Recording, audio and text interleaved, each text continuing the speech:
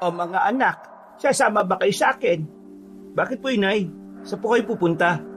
Oo nga po, malapit ng gumabi oh. Baka kumapano pa kayo sa daan eh. Ay nako, pabayaan niyo ako.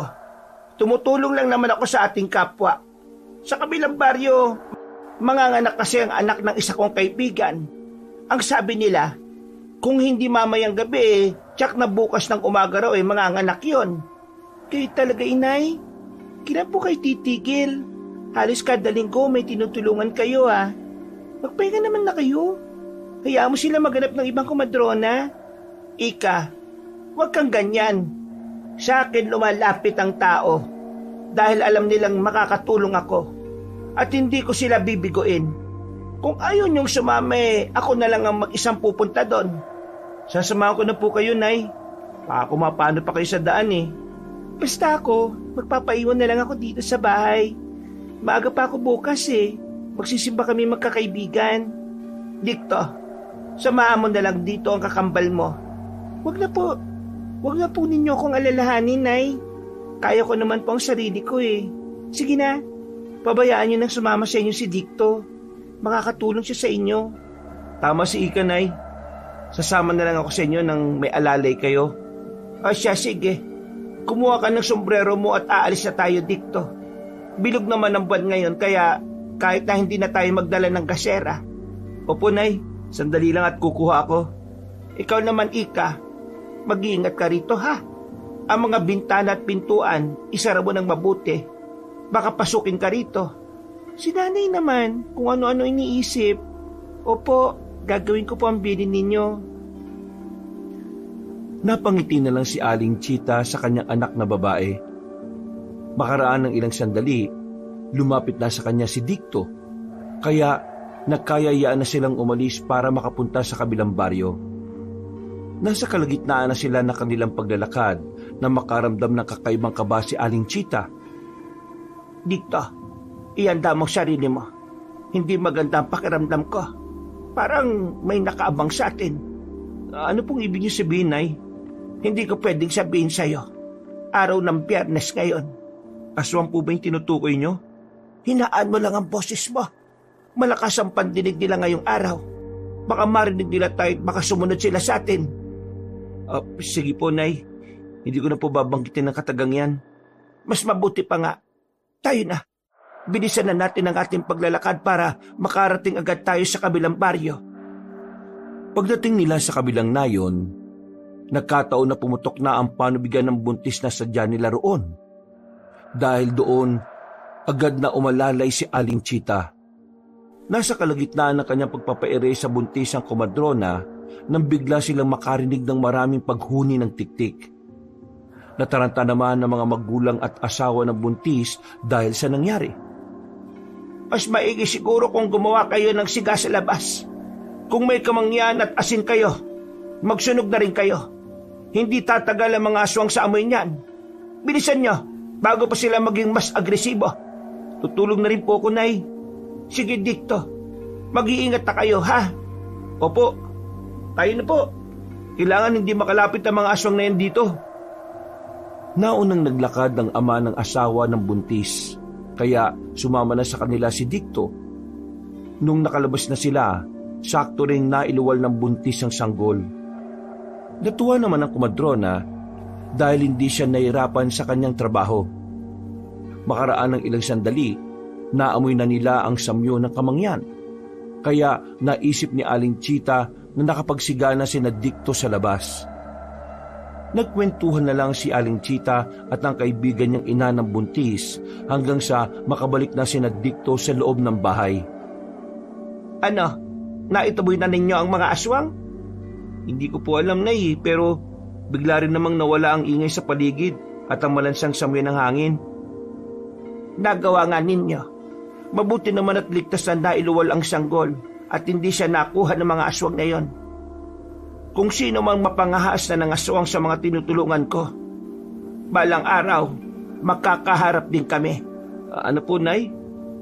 Nay, tapos na po ang pagpapaanak niyo, di ba? Pwede na rin siguro tayong umuwi, no? Oo, anak. Sa katunayan, uuwi na tayo ngayon. Baka kasi abutan pa tayo ng hating gabi sa daan. Nagpaalam na si Aling Chita sa nanganak at maging sa kanyang kaibigan. Nung nagsisimula na silang dalawa sa paglalakad, nakaramdam ng kakaibang kilabot ang komadrona. Gayunpaman, mas pinili niyang isikreto kay Dicto ang kanyang nararamdaman. Pagdating sa kanilang bahay, saglit na nagpaalam si Aling Chita para gumawa ng siga. Paraan niya yun para hindi siya masundan ng aswang sa tuwing umuwi siya mula sa pagpapaanak ng mga buntis. Pagpasok niya sa kanilang tirahan, "Nay, ano po bang itsura ng aswang? May kakilala ba kayong ganon?" Ay, aswang. Babalahibo ang kanilang katawan. May nagbabagang mga mata, pangil, at ang iba sa kanila ay may mahabang dila. Ayon sa iba, para makapagpalit sila ng anyo, ipapahid nila sa kanilang katawan ng naorasyon ng langis na hinaluan ng dumi ng manok. Ano po ba yan, Nay? Kakadiri naman. Sa pagkakaalam ko hindi naman totoo yung mga yan eh. Kwento lang sila na ipinalaganap mula pa noong panahon ng Kastila. Kasi kung totoo sila, may nakasalamuhan na po ba kayo? Nakasalamuha? Ay nako, kung alam lang ninyo na marami akong naging karanasan dyan mula pa noong bata ako. Pero siyempre, hindi ko na ikukwento yan sa inyo. Bakit naman po? Araw ng Biyernes daw kasi. Baka marinig tayo ng mga aswang. Sige ka, kapag narinig nila tayo, susugurin nila tayo rito. Oh, bakit parang natatawa ka pa? Hindi lang ninyo alam kung gaano kabangis ang mga aswang. Kung mabangis ang mga leon, higit pa sa 5 ulit ang kanilang bagsik. Sus, maniwala kayo riyan. Basta para sa akin, hindi po sila totoo. Mas totoo pa nga yung mga multo kaysa sa kanila eh. Siguro nga tama si Ika, Nay. Gawa lang naman siguro ang kwento ng mga aswang ng mga taong malilikot ang utak eh. Oo na, hindi ko naman kayo pinipilit na maniwala sa akin. Basta, ipangako nyo sa akin na palagi kayo mag-iingat. Ikaw, Dicto, huwag mong pababayaan ang kakambal mo, ha? At ikaw naman, Ika, mahalin mo rin si Dicto. Opo, Nay. Tatandaan ko po ang sinabi nyo. Nang mga panahong yun, nagpasya silang magpahinga na muna. Saktong pagkalapat ng likod ni Aling Chita sa banig, dinalo siya kagad ng antok. Habang nagpapatianod sa nararamdaman niya, may mga bagay na bumabalik sa kanyang alaala. Hindi na rin niya napigilan na kanyang sarili na mapaluha dahil doon. Nang lumaon, tuluyan na rin siyang nakatulog. Kinabukasan, Nay, aalis po ako ha. Magsisimba lang kami. Uwi kagad ako pagkatapos.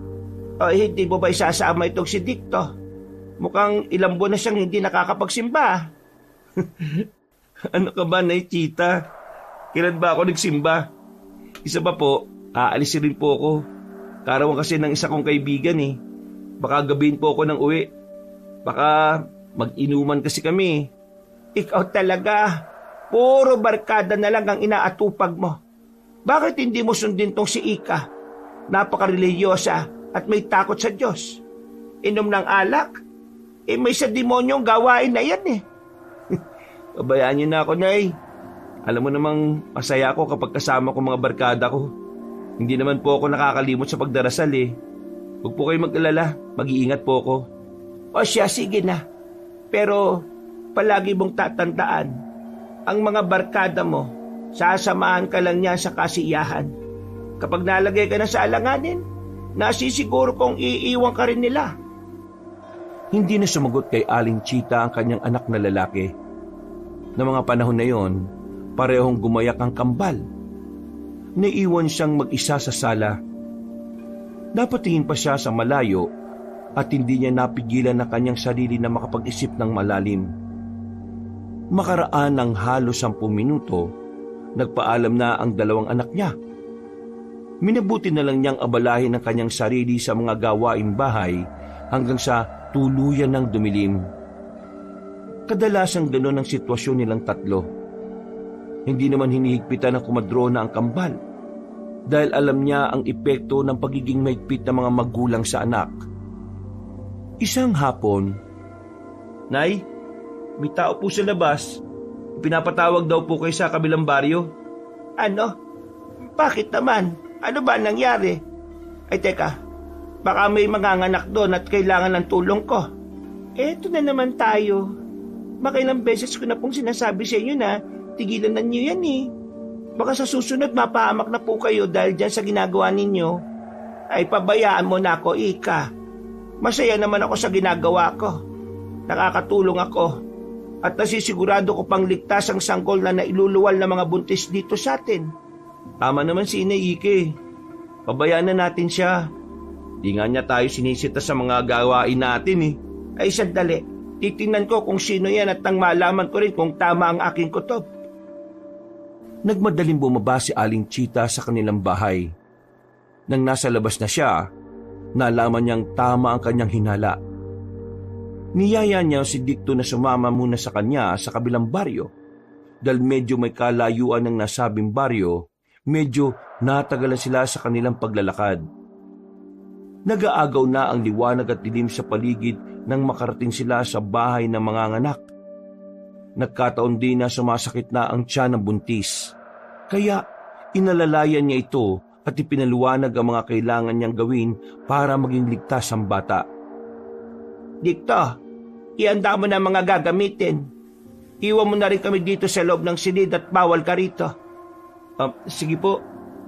Sandali po't ihanda ko lang yung plangganang may maligamgam na tubig at iba pang mga kakailanganin. Maraming salamat anak. Sige na, doon ka na muna sa labas at tatawagin na lang kita kung may kailangan ako. Nandyan din naman ang mga kasama ng buntis sa labas. Makipagkwentuhan ka na muna sa kanila, ha? Sige po, Nay. Paano po? Lalabas na po ako. Saktong pagkalabas ni Dicto, nagsimula na ring umire ang babae. Inalalayan naman siya ni Aling Chita. Pero nagtataka siya kung bakit hirap ang buntis na mailuwal ang sanggol nito. Halos mawalan na rin ng malay ang babae.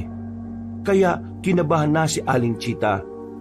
Noon din, nagpasya siyang buksan na muna ang bintana. Nang muli siyang bumalik sa buntis, halos mapaigtad siya sa gulat nang may kumalabog ng malakas sa bubungan ng bahay. May narinig din siyang mga yabag na umiikot doon.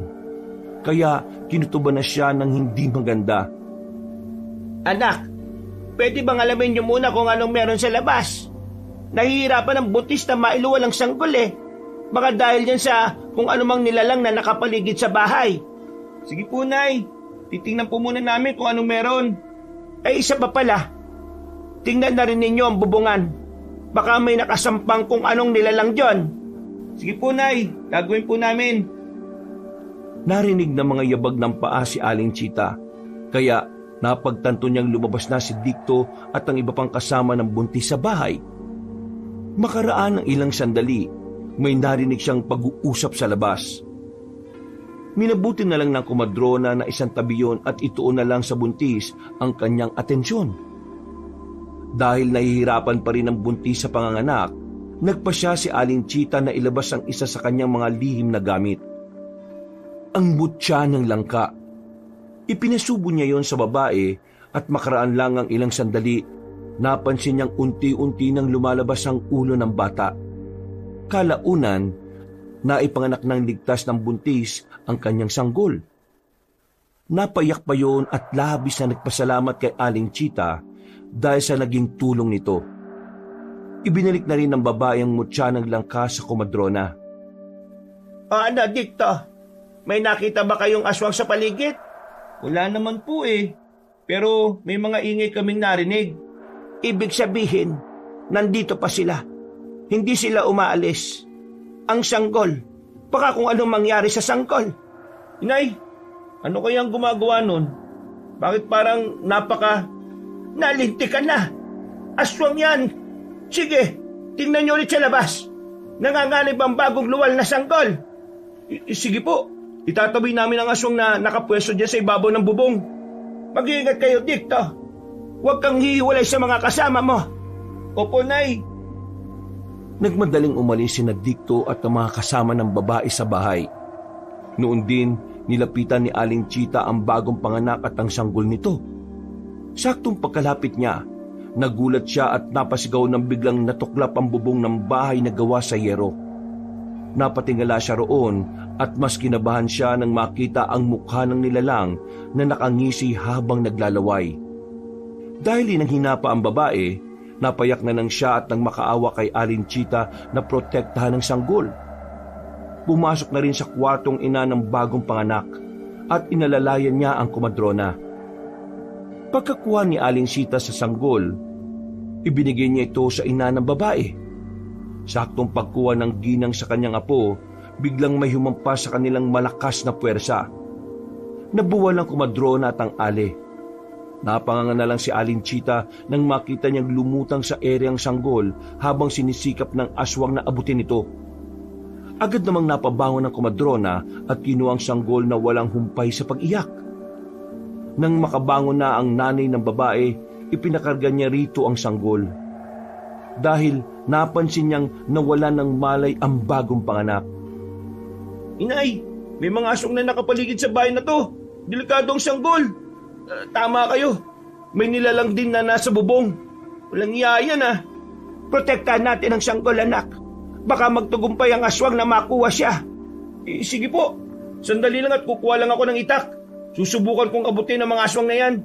Akala niya siguro matatakot tayo sa kanya. Nagkakamali siya. Mag-iingat ka, Dikto. Baka kung ano ang gawin sa iyo ng nilalang na yan. Ako pong bahala, Nay. Hindi ko papayagan ng aswang na yan na maisan ako. Nang makakuha na ng itak si Dikto, umakyat siya sa bangko roon. Pagkakita niyang nakasilip sa kanila ang aswang, walang pagdadalawang isip niya itong tinaga. Napaangil ang nilalang at sinubukan pa niyang dakmain si Dikto. Agad namang umilag ang anak ni Aling Chita at muli niyang tinaga ang aswang. Dahil nakatapat ang mukha ng nilalang sa malaking siwang sa bubong, tinamaan siya ng itak. Napaungol ang aswang dahil sa malaking sugat na kanyang natamo. Noon din, nagmandali itong lumundag paalis. Ay, salamat naman at wala ng aswang na nasa ibabaw. Ligtas na ang sanggol. Siguradong matatakot na yon. Sana nga, Nay. Pero teka, babalik ako sa labas at aalamin ko kung anong sitwasyon doon. Nung wala ng anak na lalaki ni Aling Chita, ibinaling niya ang kanyang pansin sa ina ng babae na siyang may karga ng bata. Napasigaw na lang siya ng malakas nang makita niyang anyo ng aling kasama nila roon. Buwaghag ang buhok, nagbabaga mga mata at naglalaway. Aagawin pa sana ni Aling Chita ang sanggol mula sa kanya, pero bigla siyang lumundag at tinangay niya ang sanggol. Napasigaw ng malakas ang komadrona at nagulantang siya nang pumasok sa loob ng silid ang ina ng babaeng kapapanganak lamang. Kasunod niya si Dikto na humahangos din papasok sa silid. Agad naman sinabi ni Aling Chita ang nangyari, kaya naggalit ng sobrang ina ng kapapanganak pa lang na babae. Tinawag niya ang iba nilang anak na nasa labas ng kanilang bahay at sinabihang tugisin ng aswang. Nataranta ang mga kalalakihan doon at nagkanya-kanya sila ng pagtugis sa aswang. Dahil sa nangyari, pinagalitan ng ali ang komadrona at sinabing naging pabaya ito. Wala akong kasalanan. Hindi ko naman alam na aswang na pala ang binigyan ko ng sanggol. Kamukha mo eh. Natarantad na rin ako dahil may mga aswang na sa paligid at nakatuon ang aming pansin sa aswang na nasa bubungan. Tama ng paliwanag, Nay. Saksi po ko na totoong sinasabi ninyo. Kung sisisihin ka nila pagkatapos ng pagtulong mo sa kanila, wala na tayong magagawa riyan. Mas mainam pa siguro kung umuwi na lang tayo. Kung alam ko lang na ito ang mangyayari, hindi na sana ako pumunta rito. Tayo na, Nay. Baka kung ano pang gawin nila sa atin dito. Walang utang na loob. Ginawa na rin naman natin ang parte natin dito eh. Gusto ko pa sanang tumulong para mabawi yung sanggol pero wag na lang. Tayo na. Mas maigi pa ngang umalis na tayo rito. Siguro ito na rin ang huling beses na magpapaanak ako. Nagmadaling umalis ang mag-ina sa bahay ng kapapanganak pa lang na babae. Kahit na nagmumura sa kanila ang mga tao roon, hindi na lamang nila pinatulan ang mga ito. Habang naglalakad pa uwi, hindi ko naman alam na aswang na yung kasama ko sa loob ng kwarto eh. Hindi naman nagsabi sa akin ng babae na may kakaiba sa kanyang ina. Kaya pala ibang pakiramdam ko nang pumasok siya. Pabayaan na po ninyo. Kung tutulong man tayo ron, sigurado na tayo pa rin ang masisisi. Bahala na sila kung mahanap nila yung sanggol o hindi. Basta tumulong na ako sa pagtaboy sa mga aswang na yun. Pero, alam mo anak, nakukonsensya rin ako. Kung hindi ko sana ibinigay ang sanggol sa mapagkunwaring aswang na yun, sana hindi niya nata ngayon. Hayaan nyo na, Nay. Hindi lang naman kayo ang mali eh. May mali rin sila kung bakit nangyari yun. Nang kasama namin sa labas ang nanay ng babae, sana napansin nilang pumasok na pala sa loob ng bahay yung aswang. Pero hindi eh.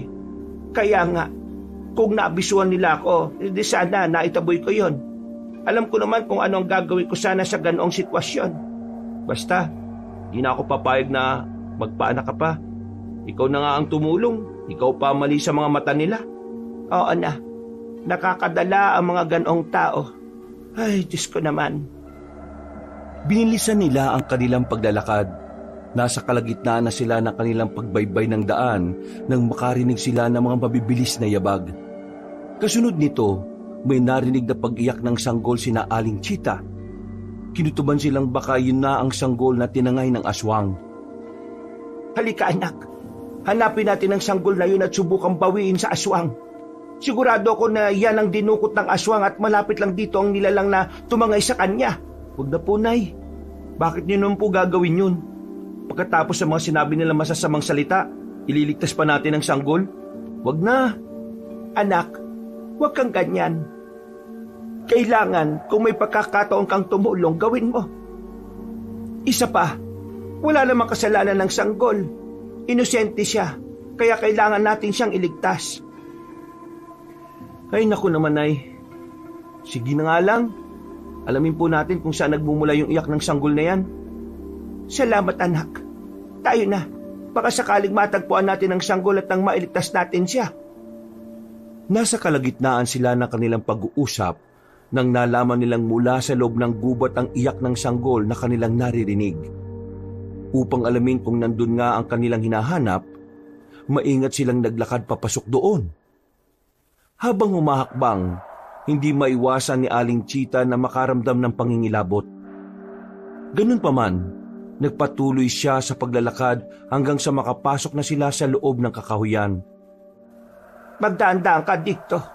Baka marinig tayo ng aswang. Patuloy pa ang pag-iyak ng sanggol. Ibig sabihin, hindi pa siya nilalantakan ng aswang. Opo, Nay. Teka, ano pong gagawin natin? Baka mahuli tayo ng aswang. At sa atin pa'y baling yung atensyon niya. Akong bahala. Susubukan kong agawin ang atensyon niya at kapag nakalingon na siya sa akin o kung hahabulin niya ako, kunin mo agad ang sanggol at lumabas ka na rito. Pero delikado po yung naisip niyo, Nay. Alam ko, pero yan lang ang paraan na alam ko. Kinakailangan mailigtas natin ang sanggol. Cargo de konsensya ko naman yan kung sakaling pababayaan na lang natin siya dito. Kagaya ng kanilang plano, naghintay ng tamang pagkakataon si Aling Chita. Napatingin na lang siya kay Dicto nang marahang naglalakad patungo sa bandang likuran ng aswang. Nung nakapwesto na ang anak niyang lalaki, minabuti ng kumadrona na kunin ang kanyang mutya ng langka. Dahil matalas ang pang-amoy ng aswang, alam niyang maaamoy nito ang nasabing bagay. Nagsimula siyang maglakad. Walang ano-ano. Nakita niyang inambahan ng aswang na kagati ng ulo ng sanggol. Dahil dito, napasigaw siya para kunin ang atensyon ng nilalang. Itinaas niya ang kamay niya na may hawak ng mutya ng langka at naging rason yun para bitiwan ng nilalang ang sanggol. Umangil ang nilalang at napasinghot sa direksyon ni Aling Chita. Nung makita niyang nagawa ng kargahin ni Dicto ang sanggol, mas nilibang niya pa ang aswang. Mabuti na nga lang at tumigil na sa pag-iyak yun. Mabuti na nga lang ay tumigil na sa pag-iyak ang sanggol. Aswang, alam kong isa ang mutya ng langka sa gusto niyong makuha. Eto, kunin mo to sa akin. Kapag naagaw mo, magiging iyo na ito. Ano po yung ginagawa niyo, Nay? Baka mapahama kayo. Huwag ka matakot. Ako ang bahala. May plano na ako kung ano ang aking gagawin. Sige na, dali mo na sa labas ng kasukalang ito ang sanggol. Iligtas mo siya, Dicto. Paano kayo, Nay? Huwag ka nang magtanong pa. Sundin mo na lang ang sinasabi ko, Dicto. Wala nang nagawa ang anak na lalaki ni Aling Chita. Habang kargang sanggol, tumakbo siya patungo sa labas ng gubat. Nang mapansin ng kumadrona na gusto ng aswang na habulin si Dicto, agad siyang dumampot ng maliit na bato. Sumigaw siya at nang muli niyang makuha ang atensyon ng aswang, buong lakas niyang itinapon ang nadampot niyang bato. Napaangil naman ang aswang at tumakbo para hanapin ang inaakala niyang mutya ng langka. Dahil sa nangyari, nagkaroon ng pagkakataon si Aling Chita para tumakas doon. Habang papalabas sa gubat, narinig niya ang malakas na pagsigaw ni Dicto. Kinutuban siya ng hindi maganda, kaya tinungo niya ang direksyon ng kanyang anak. Nang makakapit siya kay Dicto, Anak, ano ang nangyari sa iyo? Bakit duguan ka? Nasaan na ang sanggol? Tinangay ng isang aswang ang sanggol. Baka kasama yun ang aswang na nasa loob ng gubat eh. Sinubukan kong protektahan yung bata, pero inatake ako ng nilalang.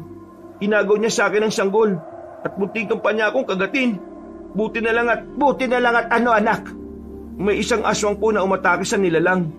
Hindi ko alam kung bakit parang ipinagtanggol niya ako mula sa aswang na umagaw ng sanggol eh. Mas malakas siya kaysa sa isang nilalang. Diyos ko, sino naman kaya ang aswang na yon at ano ang kanyang pakay? Ay, hindi bale. Tayo na. Mas maigi nang umuwi na lang tayo. Paano po yung sanggol? Akala ko ba gusto niyo siyang iligtas? Sigurado ako na magiging pagkain niyo ng dalawang aswang. Wag mo nang isipin. Sinubukan naman nating iligtas, di ba? Baka kung ano pa mangyari sa iyo rito. Sugatan ka na oh.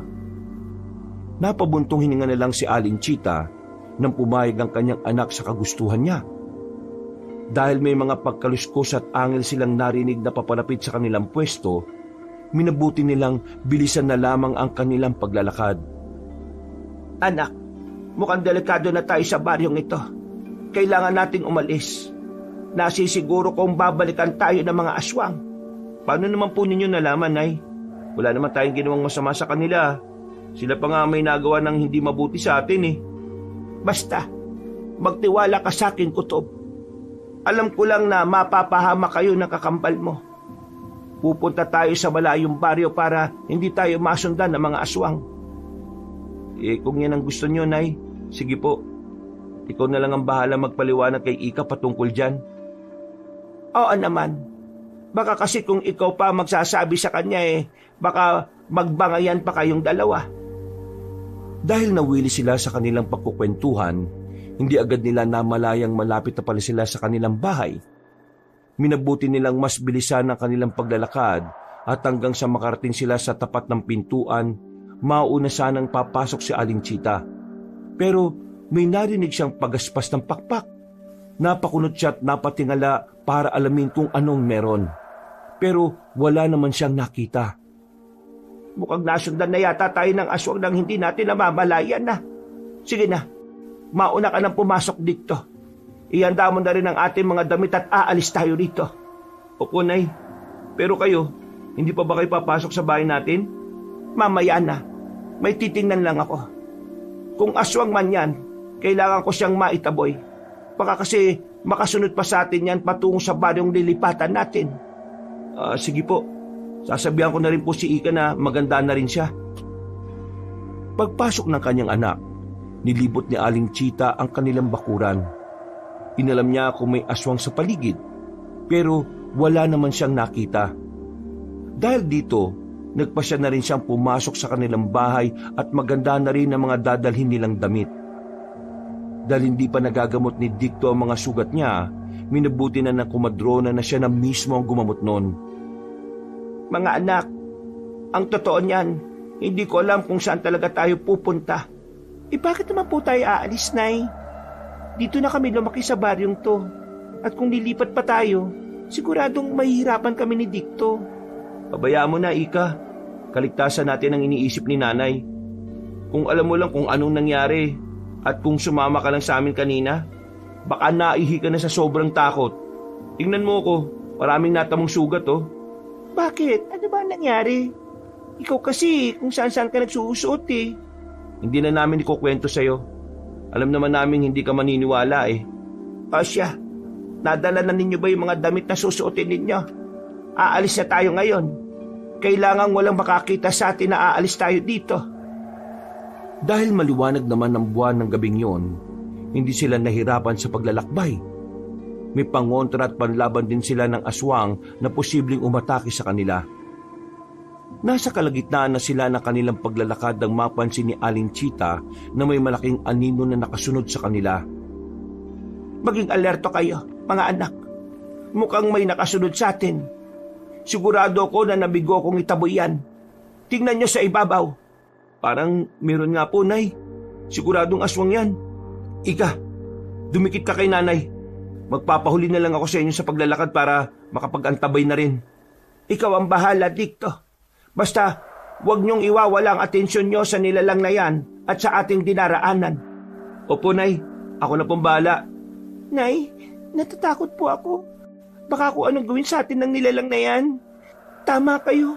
Totoo nga ang aswang. Anong kailangan nating gawin? Kumalma ka lang. Kapag natakot ka, mas lalo pang magkaka-interes sa iyo ang aswang na yan. Bilisan na lang natin ang ating paglalakad. At ipagdasal ninyong huwag tayong atakihin yan. Parehong napatango ang kambal dahil sa sinabi ni Aling Chita. Nang makalis na sila sa kanilang baryo, sa hindi nila malamang rason, umalis ng kusa ang aswang. Nabunutan ng tinik sa lalamunan ng komadrona. At sinabi niya sa kanyang mga anak na mas bilisan nila ang kanilang paglalakad. Nay, napapagod na po ako. Pwede bang magpahinga muna tayo? Parang sasabog na kasi yung dibdib ko eh. Ay siya, sige. Basta sandali lang ah. May aakitin pa tayong 2 burol bago tayo makarating sa kabilang baryo. Magpahinga na muna tayo sa lilim ng puno. Wala na po bang mas maikling daan, Nay? Napapagod na rin kasi ako eh. Wala na. Kung iikot tayo, baka mahuli pa tayo ng mga aswang. Eh, bakit po ba tumatakas tayo sa kanila? Wala naman tayong kasalanan ha. Ano ba talaga ang rason? Oo nga naman, Nay. Bakit ba parang tayo pa yung dapat na matakot sa kanila? Hindi lang ninyo alam kung ano ang naging karanasan ko sa mga aswang na yan. Hindi ko alam kung bakit umaaligid sila sa atin. Malakas ang kutob ko na ang aswang na nagmamatsyag sa atin ay konektado sa aswang na pumatay sa lolo't lola ninyo. Ho? Ibig sabihin, pinatay po ng mga aswang sina lolo at lola? Kung ganun, dapat pala tayong gumanti sa kanila. Mga demonyo pala sila eh. Mga walang awa. Mga anak, hindi sa lahat ng pagkakataon kailangan niyong gumanti. Umiwas na lang tayo sa gulo. Tandaan niyo, hindi karuwagan ang pagpili sa katahimikan. Pagkatapos nilang magpahinga, nagpasya sila na muling maglakad. Habang binabaybay ni na Aling Chita ang daan paakyat sa burol, nakiramdam siya sa paligid.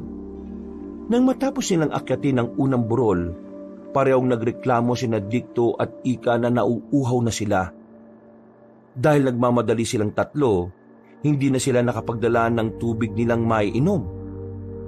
Ayun, merong kubo ron oh. Ano kaya kung tingnan natin kung may tubig na maiinom dyan? Oo nga po, Nay. Baka pwede tayo makainom dyan. Ay nako, magpatuloy na lang tayo sa paglalakad natin.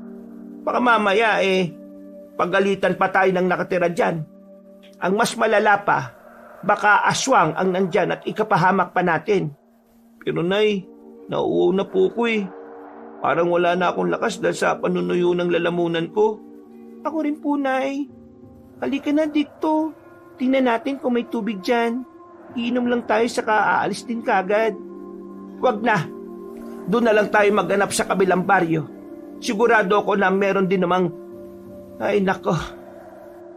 Wala nang nagawa si Aling Chita kung hindi ang sundan na lang ang kanyang mga anak. Dahil nakaramdam siya ng kaba, inihanda na lang niya ang kanyang sarili sa kung anumang posibleng mangyari. Nakita niya pumasok sa bandang kusina ang mga anak niya, kaya sumunod na rin siya ron. Papasok na rin sana siya pero bigla siyang natigilan nang may marinig siyang ingay sa loob ng kubo. Sino yan? Kung ano mang nilalang kayo, umalis na kayo rito sa bahay ka. At baka pagsisiyan niya, hindi niyo alam kung sinong sinusubukan ninyo. Wag po. Pasensya na po kung pumasok kami rito nang walang paalam. Huwag po niyo kaming sasaktan. Mangingi lang po sana kami ng tubig. Nauuhaw po kasi kami. Hindi kayo mga aswang. Ikaw babae, bakit parang ibang aura mo? Hindi kami mga aswang. Pasensya na ho kayo. Nauuhaw lang kasi ang kambal kong anak. Pipigilan ko sana pero hindi sila nagpaawat. Eh bakit kayo narito? Anong oras na? Naglalakbay pa rin kayo? Mahabang kwento. Patawad ho kung nagmukhang magnanakaw ng tubig ang aking mga anak. Ay walang problema.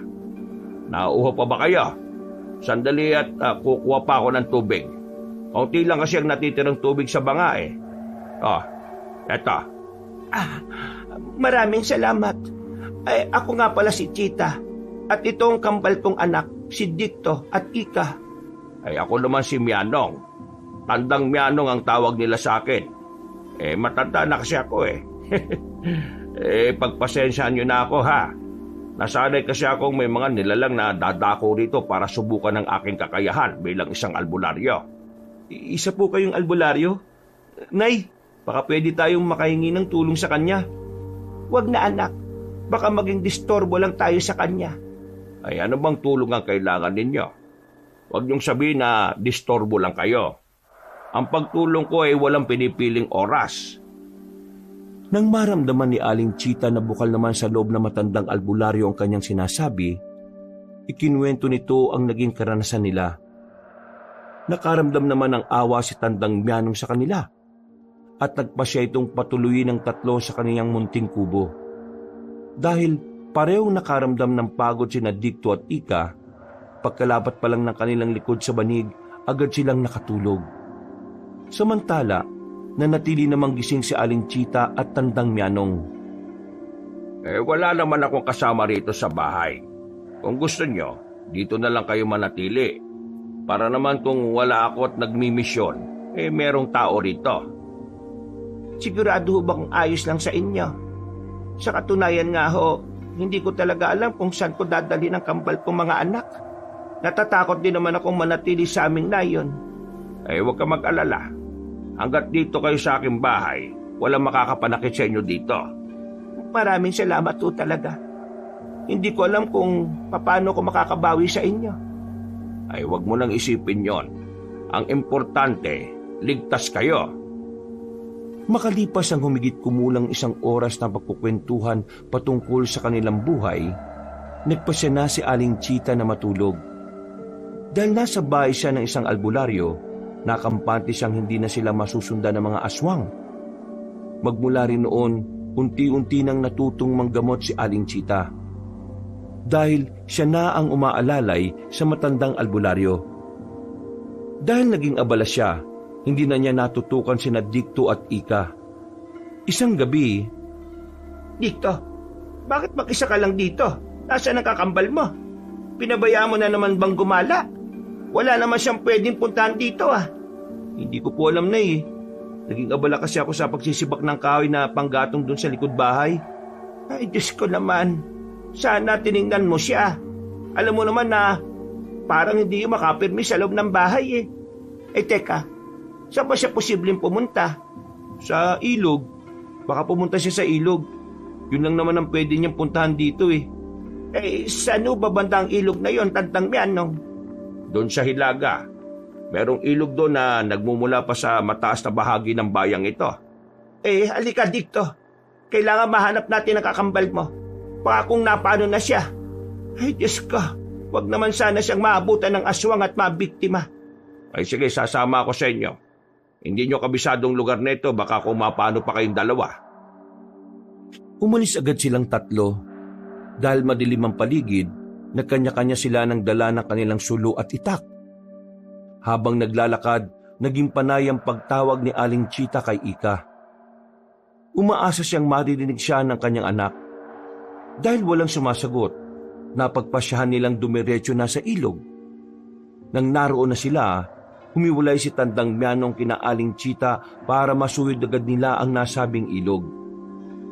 Dicto, wala ka bang naamoy? Mukhang may kung anong malansa sa bahaging yon. Parang dugo. Malansa po? Wala naman ah. Doon ka humarap banda sa malaking punong yan. Parang dyan ang gagaling ang malansang amoy. Ay teka, May narinig akong ingay ng paghabhab. Baka may mabangis na hayop dyan. Mas maigi pang umalis na tayo. Mabangis na hayop? Teka, susubukan ko pong tingnan, inay. Huwag niyo po akong iiwan, ha? Huwag na, Dikto. Baka kumapano ka pa. Tayo na. Dumiretso tayo sa banda roon. Malakas ang kutob kung malapit lang dito ang kakambal mo. Ako rin, inay. Malakas ang kabog ng dibdib ko. Hindi ba sabi nga nila, konektado ang magkakambal? Sandali lang po. Titingnan ko muna kung anong nandyan sa likod ng puno. Pagkatapos umalis na tayo. Mag-iingat ka, Dikto. Ihanda mo na lang ang iyong itak at nang may panlabang ka kung sakali. Nang naglalakad na si Dikto, sumunod na lang si Aling Chita sa kanya. Habang papalapit doon, lumakas ang kabog ng dibdib ng kumadrona dahil sa takot. Nang nasa tapat na sila ng puno, walang pagdadalawang isip nilang sinilip kung ano ang naroon. Ika, Diyos ko, ano nangyari sa iyo? Bakit duguan ka't ganyan ang ayos mo? Sino may gawa niyan sa iyo? Teka, wala ka namang sugat Bakit puro dugo ang kamay at ang mukha mo? Inay, tingnan yung hayop na nasa tabi ni Ika. Wakwakan tiyan at may kagat sa leeg. Kagaya niya, naliligo rin ng dugo. Por Diyos, por Santo, Dikto, tulungan mo ako. Parang wala pa sa sarili ang kapatid mo. Sigurado ko na munti ka nang mabiktima ng aswang si Ika. Subukan po nating linisan yung katawan niya. Baka kapag mabasa siya, babalik din siya sa sarili niya. Maganda yung naisip mo. Sige, gawin natin yan. Tayo na. Pinagtulungan nilang buhatin si Ika patungo sa ilog. Bago pa man nila mabasa ang katawan ni Ika, dumating na si Tandang Mianong. Napalingon naman sa albularyo si Aling Chita. At sinabi kung ano ang sitwasyon ni Ika nang matagpuan nila. Nilinisan nila ang katawan niya at sakto rin bumalik siya sa kanyang sarili. Ika, ano man nangyari? Bakit natagpuan ka naming duguan at wala sa sarili? At may dugo ang hayop sa tabi mo. Huwag mong sabihin na naging isa ka ng aswang. Hindi ko po alam kung ano ang nangyari. Basta ang huling natatandaan ko naglalakad lang ako pa uwi. Tapos parang nagpabalik-balik lang ako sa dinaraanan ko. Kung hindi ako nagkakamali, pinaglaruan ka ng mga engkanto. Mabuti na lang at natagpuan ka ng nanay at kapatid mo. Ang ibang naliligaw sa lugar na ito hindi na natatagpuan pa at nababaon na lang sa limot sa paglipas ng panahon. Salamat sa Diyos at nakita ka namin. Hindi namin alam kung ano ang aming gagawin kung sakaling hindi ka makakauwi. Pero teka, bakit may dugo ang hayop sa tabi mo? At pati ikaw duguan din. Hindi ko rin po alam. Kanina kasi may narinig akong ingay na parang asong umaangil. Mabuti na lang talaga at hindi ako nilapan ng kung anumang mabangis na hayop na yon. Mas mabuti pa, umuwi na tayo nang makapagpahinga ka, Ika. Titingnan na rin kita sa tawas at nang malaman natin kung ano ang gumawa niyan sa iyo. Naku po, wag na. Tandang Mianong, baka makaabala pa ako sa inyo Magpapahinga na lang po ako nang makabawi ng lakas. Baka napagod lang ako kaya nakatulog ako sa lilim ng puno. Nagkasundo silang apat na bumalik na lang sa kubo ni Tandang Mianong. Nasa kalagitnaan na sila ng kanilang paglalakad nang biglang matigilan si Aling Chita. Natigilan din si Tandang Mianong at napatitig sa paligid. Walang ano-ano, may narinig silang kaluskos na papalapit sa kanilang pwesto. Tita, magtago muna kayo ng mga anak mo. Mukhang may mga kalaban sa paligid. Anong ibig mong sabihin, Tandang Mianong? May mga aswang ba sa paligid? Oo. At pakiramdam ko, marami sila. Sige na, magtago na muna kayo para maging ligtas kayo. Sandali lang. Kakailanganin mo ang tulong ko, Tandang Mianong. Kung haharapin mo ang mga yan, haharapin ko rin sila. Ako din po. Gusto kong tumulong. Minsan na rin akong tumulong sa pagtataboy ng aswang Kaya alam ko makakaya ko sila. Wag na. Mga karaniwang aswang lang naman yan. Sige na, magtago na kayo at nandyan na sila. Sige na nga lang. Pero sumigaw ka lang kung kailangan mo ng tulong, ha? Tayo na at doon tayo magtago sa mayabong na halaman. Bilisan natin, mga anak. Habang nagtatago, iginala niya ang kanyang paningin sa paligid. at minabuti niyang matyaga ng mga ingay na naririnig niya. Tiningnan niya rin ang bahagi kung saan naroon si Tandang Mianong at namulagat ang mga mata niya nang makita ang 4 na nilalang na nakapaligid sa matandang albularyo. Walang ano-ano, umatake sa matanda ang 4 at pinagtulungan nila ang matanda.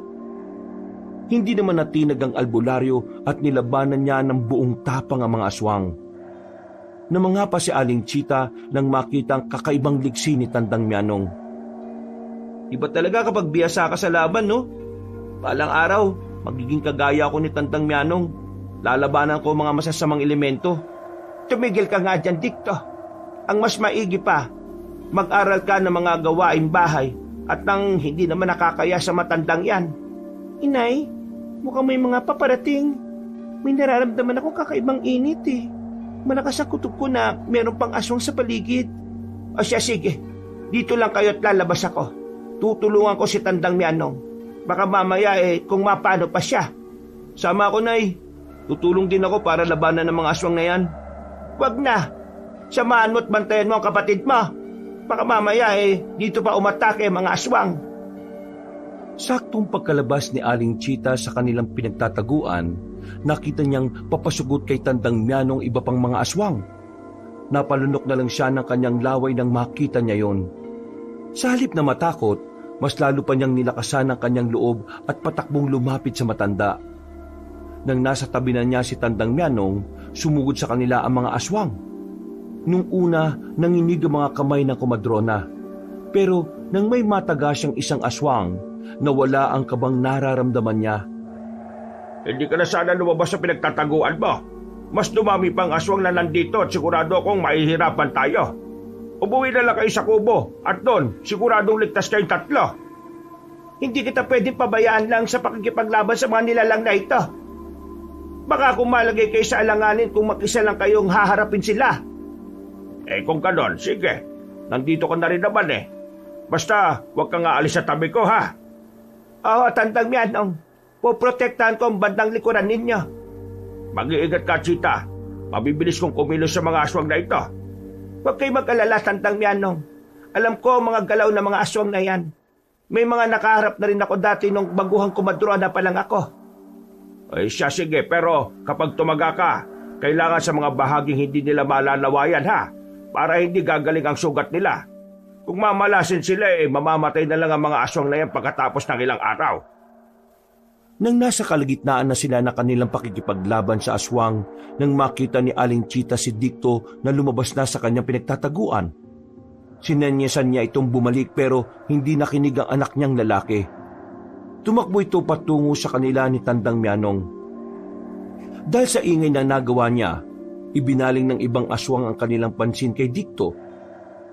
Kinutuban naman ng hindi maganda si Aling Chita roon, kaya mas pinag-igihan niya ang pakikipaglaban sa mga aswang na kaharap nila ni Tandang Mianong. Nang iilang aswang na lang ang kaharap nila, muli niyang ibinaling ang kanyang pansin kay Dikto. Chita, tingnan mo ang anak mo. Kakaiba ang kanyang bilis. Parang isa siyang aswang kung kumilos. Yan nga ang aking napansin, Tandang Mianong. Sige, siguraduhin na rin natin patay ang mga ito bago tayo umalis. Teka, si Ika, baka kung ano na nangyari sa kanya. Tingnan mo muna ang anak mong babae. Ako na tatapos rito. Siguraduhin mo ligtas siya. Sige, maraming salamat, Tandang Mianong. Pagkarating ni Aling Chita sa kanilang pinagtataguan, nanlumo siya nang malamang wala roon si Ika. Iginala niya ang kanyang paningin sa paligid, pero hindi niya natagpuan ang anak niyang babae. Napatitig siya kay Dikto para sana tanungin ito ng pasigaw, pero natigilan siya at namangha sa nangyari. Nakita niyang lalo pang nag-iba yung lakas at liksi ng kanyang anak. Nagawa nitong ibalibag ang 3 aswang ng sabay-sabay at mabilis na sinugod ang iba pa. Makaraan lang ang ilang sandali, naibuwal niya ang kanyang mga kalaban at binali ang kanilang mga buto nang walang kahirap-hirap. Dikta, ang kapatid mo, nawawala na naman. Sinabi ko naman sa iyo, hindi mo na sana siya iniwan. Ano po? Diyan lang sa kanina. Sinabihan ko naman siyang huwag nang lalabas dahil delikado. Halika na, kailangan mahanap natin siya bago tayo umuwi. Bakit? Ano ba ang problema? Nakaalis na naman ba si Ika? Saan naman kaya siya pupunta? Hindi po namin alam. Sinabihan ko naman siyang huwag lalabas eh. Ang tigas talaga ng ulo ng Ika na yan. Napaka-relihiyosa pero ganyan ang ugali. Ay nako, humanda siya sa akin kapag nakita natin siya. O inay, ang presyon ng dugo nyo ha. Kumalma na muna kayo. Mas maigi pa siguro dito muna tayo at ako nang bahalang maghanap sa kakambal ko. Abay, mas mabuti pa nga, Dikto. Pagod na rin naman ang inay mo sa pakikipaglaban. Buti ka pa, parang manilang sa'yo yung nakaharap mong mga aswang eh. Aroy! Ang sakit ng mga kaso-kasuan ko, Diyos ko! O sige po, magpahinga na po muna kayo dito. Babalik ako na kasama si Ika. Huwag kayong mag-alala. Tiningnan na lang ni Aling Chita ang anak niya habang papalayo ito. Nang wala na si Dikto, ibinaling niya ang kanyang pansin sa matanda ng mga sandaling yun dahil inihingal sa nangyaring labanan. Habang nakikipagkwentuhan sa matandang albularyo, naging alerto sila sa kanilang paligid. Hindi pa rin nawala kay Aling Chita ang posibilidad na baka may mga aswang pang susugod sa kanila.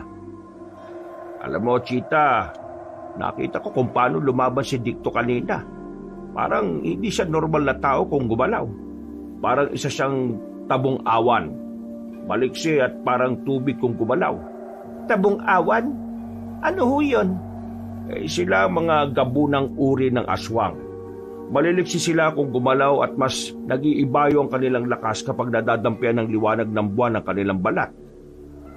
Ibig mong sabihin, isang aswang ang anak ko? Ngunit papaanong sa nakikita ko sa kanya, hindi naman siya isang aswang. Nagtaka nga ako kung bakit ganun siya kung makipaglaban.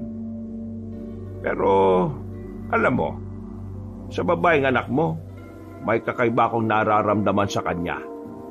May malakas siyang aura, kaya hindi ako nakakatagal sa pagtitig sa kanya. Ano ho bang ibig niyong sabihin, Tandang Mianong? Hindi ko lang masabi pero parang hindi rin siya isang karaniwang tao. Pakiramdam ko, may malakas na kapangyarihang nakatago sa loob niya, Chita. Teka, hindi naman sa naghihibasok ako sa buhay ninyo, ano? Nasaan ba ang kanilang ama? Panandali ang natigilan si Aling Chita. Lumakas ang kabog ng kanyang puso dahil sa naging tanong sa kanya na matandang albularyo. Akmang magsasalita na sana siya nang makita niya ang kambal niyang mga anak na papalapit sa kanilang kinaroroonan.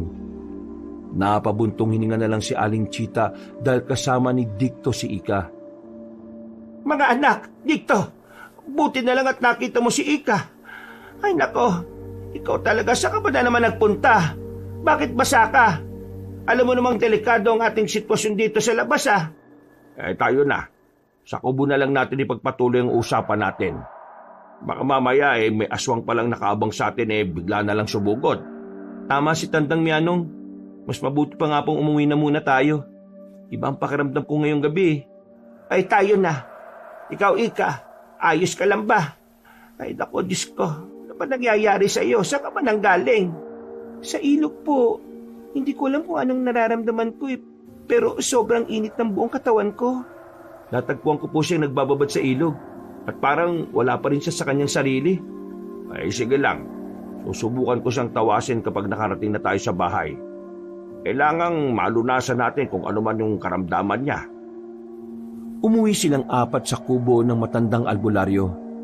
Pagdating nila roon, inihanda agad ni Aling Chita ang mga gagamitin na Tandang Mianong sa pagtatawas. Hanggang sa mga panahong yon, wala pa rin sa sarili niya si Ika. Nakatulog na lang ito habang nakaupo't naghihintay sa resulta ng tawas. Aba, nakaiba ito Sa tanang buhay ko bilang albularyo, ngayon na ako nakaranas ng ganito. Tingnan mo yung tinunaw na kandila. Walang kahit na anong bakas o palatandaan. Hindi po ba ibig sabihin niyan walang karamdaman si Ika? Hindi, Chita. May karamdaman man o wala, dapat may mga imaheng mabubuo sa kandila. Pero ito, wala Parang may humaharang sa aking kakayahan. Paano na yan ngayon? Anong gagawin natin? Kailangan malaman natin kung anong nangyayari sa anak ko. Huwag ka mag-alala. Uulitin ko ng kahit ilang beses ang pagtatawas para malaman ang resulta nito. Hindi tayo susuko. Napatango na lang si Aling Chita sa albularyo. Ilang beses nang inulit ni Tandang Mianong ang pagtatawas, pero wala kahit na anumang imahe ang naroon. Sinubukan pa niyang ibang pagtatawas na alam niya, pero wala talaga siyang makuhang resulta. Bukas na lang po ulit, Tandang Mianong. Mas mabuti siguro kung magpahinga na muna tayo. Tulog na rin naman si Dicto at itong si Ika nakaidlip na rin. Oo, mas mabuti pa nga, Aling Chita. Siguro dala lang ito ng pagod, kaya nangihina na ang aking poder. Yan siguro ang rason kung bakit wala akong makita sa tawas. Siguro nga ho. Sana bukas, kapag sinubukan nyo ulit, may makita na kayo. Ay sige na, Chita. Mauna ka na matulog at ako nang bahalang magligpit nito. Dahil sa sobrang pagod niya, pagkalapat ng kanyang likuran sa banig, agad siyang nakatulog ng mahimbing. Kinabukasan, pagmulat niya ng kanyang mga mata, ay naabutan niya si Tandang Mianong na nagbabasa ng isang itim na libro. Nagtaka si Aling Chita, kaya nilapitan niya ang matandang albularyo at bago niya ito kausapin, nilingon muna niya ang dalawang anak niya. Napabuntong hininga na lang siya nang makita niyang himbing pa rin sila sa pagtulog. Nakaiga sa banig si Dicto, samantalang si Ika naman ay nasa mahabang bangko. Magandang umaga ho, Tandang Mianong. Ay abay, gising ka na pala, Chita. Oho. Ano ho bang binabasa ninyo? Mukhang may pinag-aaralan kayo Ay wala ito, Chita. Sinusubukan ko lang alamin kung ano ang kondisyon ng mga anak mo at kung ano ang koneksyon nila sa Tabong Awan. May nakita po ba kayo o nabasa? Teka, saan ba galing yung libro ninyo? Parang balat ng hayop ang pabalat Sa katunayan, wala akong makita o mabasa patungkol sa kalagayan ng mga anak mo. Pero may isang pahina rito sa librong ibinigay sa akin ng aking kaibigang Engkanto na nagsasalaysay patungkol sa mga Tabong Awan at maging ang propesiya ng kanilang angkan. Ano bang propesiya ang tinutukoy niyo, Tandang Mianong? Yan ang hindi ko pa alam. Mamayang hapon, aalis ako at susubukan kong magtanong sa mga kaibigan ko patungkol doon. Isa pang nabanggit dito sa libro hindi nang hahawa ang Tabong Awan. Sa halip, nagiging Tabong Awan lang ang isang tao kapag may dugo siyang ganon. Pero malabo naman maging Tabong Awan ng kambal kong anak, hindi pa? Ikaw lang ang makakaalam niyan, Chita. Basta, ang masasabi ko lang, kakaiba ang kambal mo. May kung anong nandyan sa loob nila na hindi pa nila natutuklasan na maigi. Kung ano man yan, Tandang Mianong, ipagdarasal ko na sana hindi yun makakasama sa kanila. Sana nga, Chita. Sana nga. Siya nga pala. Nakapagluto na ako ng agahan, ha? Kung gutom kayo, kumain na lang kayo mamaya. O paano, aalis muna ako. At hindi ako sigurado kung anong oras ako makakauwi. Bakit to? Sige, mag-iingat po kayo. Ako na muna ang bahala rito. Salamat, Chita. Aalamin ko ang kalagayan ng mga anak mo. Malakas ang kutob ko na sila rin ang rason kung bakit lumalapit sa inyo mga aswang Ang ikinatatakot ko lang, baka ang mismong Tabong Awan ang may pakana ng lahat ng ito. Sana nga'y mali ang kutob ninyo, Tandang Mianong. Hindi ko na alam kung anong gagawin ko para lang maprotektahan ng mga anak ko. Pagkatapos ng kanilang pag-uusap, nagpaalam muna si Aling Chita para magpahangin sa labas ng kubo. Ang matandang albularyo naman ay nagpatuloy sa pagbabasa ng aklat sa pag-asang may makukuha siyang impormasyon. Nang nasa labas na si Aling Chita, nag-isip siya ng malalim. Lumakas ang kabog ng kanyang dibdib habang inaalala ang mga nangyari. Alam niyang papalapit na ang araw na pinakakinatatakutan niya, kaya kinakailangan niyang maghanda. Napalingon na lang siya nang marinig niya ang wika ng albularyo. Nagpaalam na itong aalis at iniwan ito kay Aling Chita ang tabak niya. Iwan ko sa iyo ang tabak para may proteksyon ka, ha? Huwag mong hayaang makalabas sa mga anak mo makalayo. Malakas ang pakiramdam kong umaaligid lang ang mga aswang. Nako, Diyos ko. Baka po kung ano mangyari sa amin dito, Tandang Mianong. Ano bang pwede namin gawin?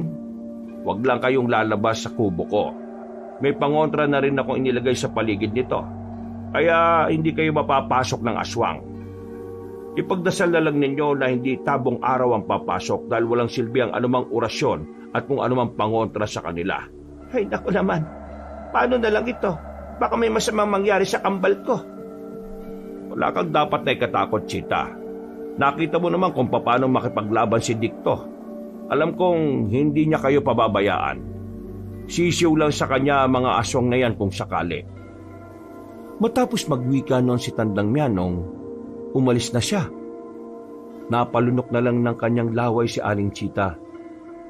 Napalingon siya sa kubo at ang maalala niya ang kanyang mga anak, bumalik siya sa loob ng kanilang bahay.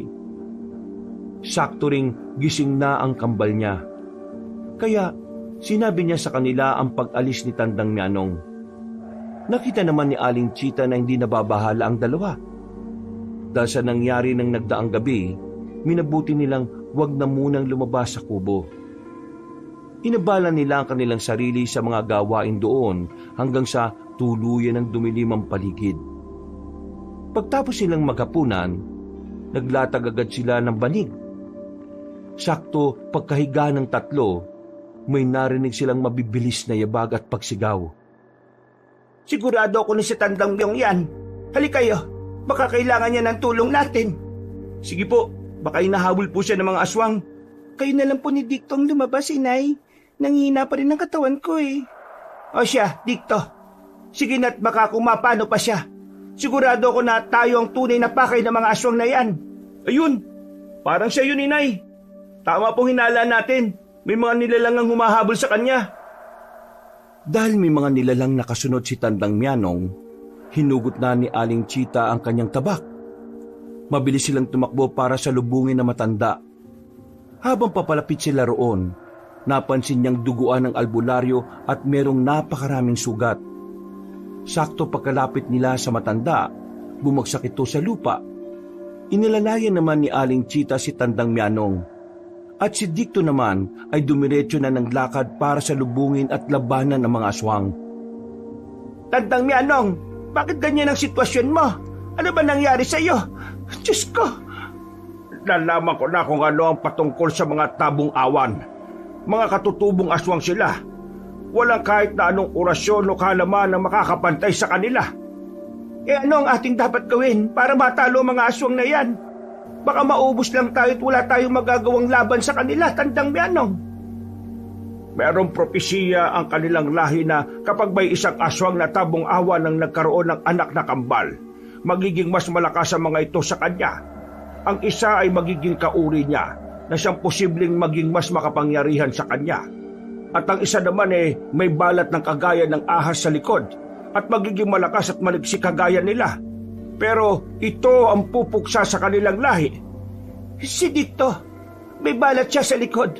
Ayun, tingnan mo't napunit na ang kanyang damit. Tandang Mianong, tingnan mong mabuti ang kanyang balat. Kung meron siyang balat sa likod at kung ganyan siya kalakas at kaliksi kung makipaglaban, huwag mong sabihin na tama ang iniisip niyo. Isang demonyong aswang ang tatay nila. Ang tatay nila ang pumatay sa aking mga magulang. Nang mapaslang na niya ang mga magulang ko, lumapit siya sa akin at pinagsamantalahan niya ako. Nanlaban ako pero sobrang lakas niya. Hanggang ngayon, hindi ko pa rin nalilimutan ang mukha ng hayop na yon. Totoo bang narinig ko sa inyo, Nay? Isang aswang ang ama namin na pinagsamantalahan ka? Anak, Ika. Oo, tama ang narinig mo. Kung buhay namin nagsinungaling kayo, sinabi niyo dati na patay ng ama namin. Namatay siya bago pa man kami maipanganak. Oo, anak. Patay na siya. Pinatay ko siya sa aking isipan. Pero hanggang ngayon, sa tuwing nakakarinig ako ng mga paghuni ng tik-tik, kapag may nakikita kong aswang, bumabalik ang multo niya sa aking alaala. Kaya pala kahit na anong gawin kong paglublob sa aking katawan sa ilog kapag sinusumpong ako ng kakaibang nararamdaman ko, hindi nawawala yun. Kahit na ilang beses akong magpabindisyon sa simbahan, baliwala rin. Yung pala, aswang pala ako. Aswang pala kami ni Dicto. Anak, patawarin niyo ko kung nagsinungaling ako sa inyo. Gusto ko lang na protektahan kayo ng kakambal mo. Tama lang ang ginawa mo, Chita. Kung nung una pa lang, alam na ng mga anak mo ang totoo, lalo lang silang lalapitan ng ama nila. Sigurado kung kaya umaligid sa inyo mga aswang yun ay dahil gusto nilang makuha ang kambal mo. Magsasalita pa sana si Aling Chita pero hindi na niya nagawa. Napalingon siya sa kanyang anak na babae at napalunok ng kanyang laway nang marinig nitong umangil ng malakas si Ika. Lumakas din ang kabog ng dibdib ni Aling Chita nang makita niyang nagpalit ng anyo ang anak niya. Sa isang pagkisap ng mga mata niya, sumugod si Ika sa kinaroroonan ni Dicto na nooy abala pa rin sa pakikipaglaban sa mga aswang. Kinabahan pa siya nang makita niyang binalak ni Ika na atakin ang kanyang kakambal. Napabuntong hininga na lang ang komadrona na may kambal na anak nang makita niyang tinulungan ni Ika si Dicto para labanan ang iba pang mga aswang. Ang aking mga anak, baka ho kung ano mangyari sa kanila. Kailangan ko silang tulungan, Tandang Mianong. Wag na. Kaya nila yan. Diyan natin mapapatunayan kung totoo ang ating hinala. Kung isang tabong awang ang kanilang ama. Kaya magtiwala ka lang sa kanila. Sige, Tandang Mianong. Ano kaya kung dadali na muna kita sa loob ng kubo mo at nang makapagpahinga ka? Saka na, Chita. Sa ngayon, gusto kong masaksihan kung paano lumaban ang kambal mo. Pero dalawa lang sa ngayon ang ikinatatakot ko. At ano naman ho yun? Baka darating ang araw ay silang dalawa ang magpatayan. Hindi natin hawak ang utak at puso nila. Ano naman ang isa, Tandang Mianong? Ang ikalawa, baka kukunin sila ng kanilang ama at gagamitin sa kasamaan. Kapag nagkataon, siguradong... Parehong napalingin sila Aling Chita at Tandang Mianong na makarinig sila ng mga yabag. Napahawak na lang ng maigpit sa kanyang itak ang komadrona nang makita niya ang 5 aswang na nakahanda para atakihin sila. Nang umangil ang mga nilalang, napatayo na si Aling Chita at inihanda ang kanyang sarili sa pagsugod ng mga nilalang. Sinikap ding tumayo ng albularyo hanggang sa magawa na niya ito. Hindi mo sila kaya kung mag-isa ka lang. Huwag kang mangamba. Tutulong ako hanggat kaya ko. Magpahinga ka na lang muna, Tandang Mianong. Bumawi ka ng lakas mo. Hindi. Kailangan masugpo natin sila. Walang mangyayari kung hindi tayo lalaban. Pagkawi ka ng matandang albularyo, sumugod sa kanila ang 5 aswang. Hindi naman natinag si Aling Chita. At nang makita niyang patuloy pa rin lumalaban ng 2 niyang anak, nagkaroon din siya ng lakas ng loob. Nilabanan nila ni Tandang Mianong ang mga aswang at dahil karaniwang tao lang siya, nagawa siyang sugatan ng aswang ng ilang beses. Sa halip na sumuko, mas naging porsigido siyang matalo mga yon. Dahil naito niya ang kanyang pansin sa mga kalaban, hindi na niya nagawang lingunin si Tandang Mianong. Nagulat na lang siya at agad na napalingon sa matanda nang marinig niyang napaungol ito. Nakita niyang may malaking sugat ito sa dibdib at tiyan. Tandang Mianong! Mga hayop kayong aswang kayo! Ako ang harapin niyo at ipapatigim ko sa inyo ang galit ko! Chita, umalis na kayong 3 rito. Hindi ko na kayo kaya pang protektahan. Parang mamamatay na ako. Sige na, itakos mo na ang kambal mo. Hindi! Bakit hindi ko na malayan ang pag-atake sa iyo? Akala ko sila ang dihado. Ang tabong awang, nandito. Sigurado ko na ang 2 anak mo ang kanyang pakay. Siya ang may gawa nito sa akin. Tandang Mianong, gumising ka. Mga hayop kayo, mga aswang kayo. Magbabayad kayo sa ginawa ninyo. Inay, ano nangyari kay Tandang Mianong? Bakit duguan siya? Teka, may mga aswang pa papalapit rito. Kailangan maubos ko silang lahat. Sige, dumito po muna kayo. Hindi, tutulong ako sa iyo. Teka, nasaan na naman si Ika? Bakit nawala na naman siya? Hindi ko alam, Nay. Kanina, magkasama kaming lumalaban sa mga aswang eh. Ewan ko kung saan siya nagpunta. Baka may tinugis lang. Napalunok na lang ng kanyang laway si Aling Chita nang makita niya ang mga aswang na papalapit sa kanilang pwesto. Bago siya maglakad, nilingon pa niya ang albularyo. Nakita niyang nahihirapan na siya dahil sa kanyang sugat. Babalikan sana ni Aling Chita ang matanda pero tuluyan na siyang nalagutan ng hininga. Nang maalala niya ang kanyang anak na babae, nagpasya siyang magpatuloy para tulungan si Dicto na labanan ang mga aswang na sumusugod sa kanila. Pagkalapit niya sa kanyang anak na lalaki, nakipaglaban din siya sa mga aswang gamit ang tabak na ibinigay sa kanya ni Tandang Mianong. Dicto, mag-iingat ka. Mukhang mas malalakas sa mga aswang na ito. Huwag kayong magkalala, Nay. Kaya ko sila. Ikaw pong dapat na mag-ingat. Huwag niyong hayaang masukol ka nila, ha? Sige anak, ako ang bahala.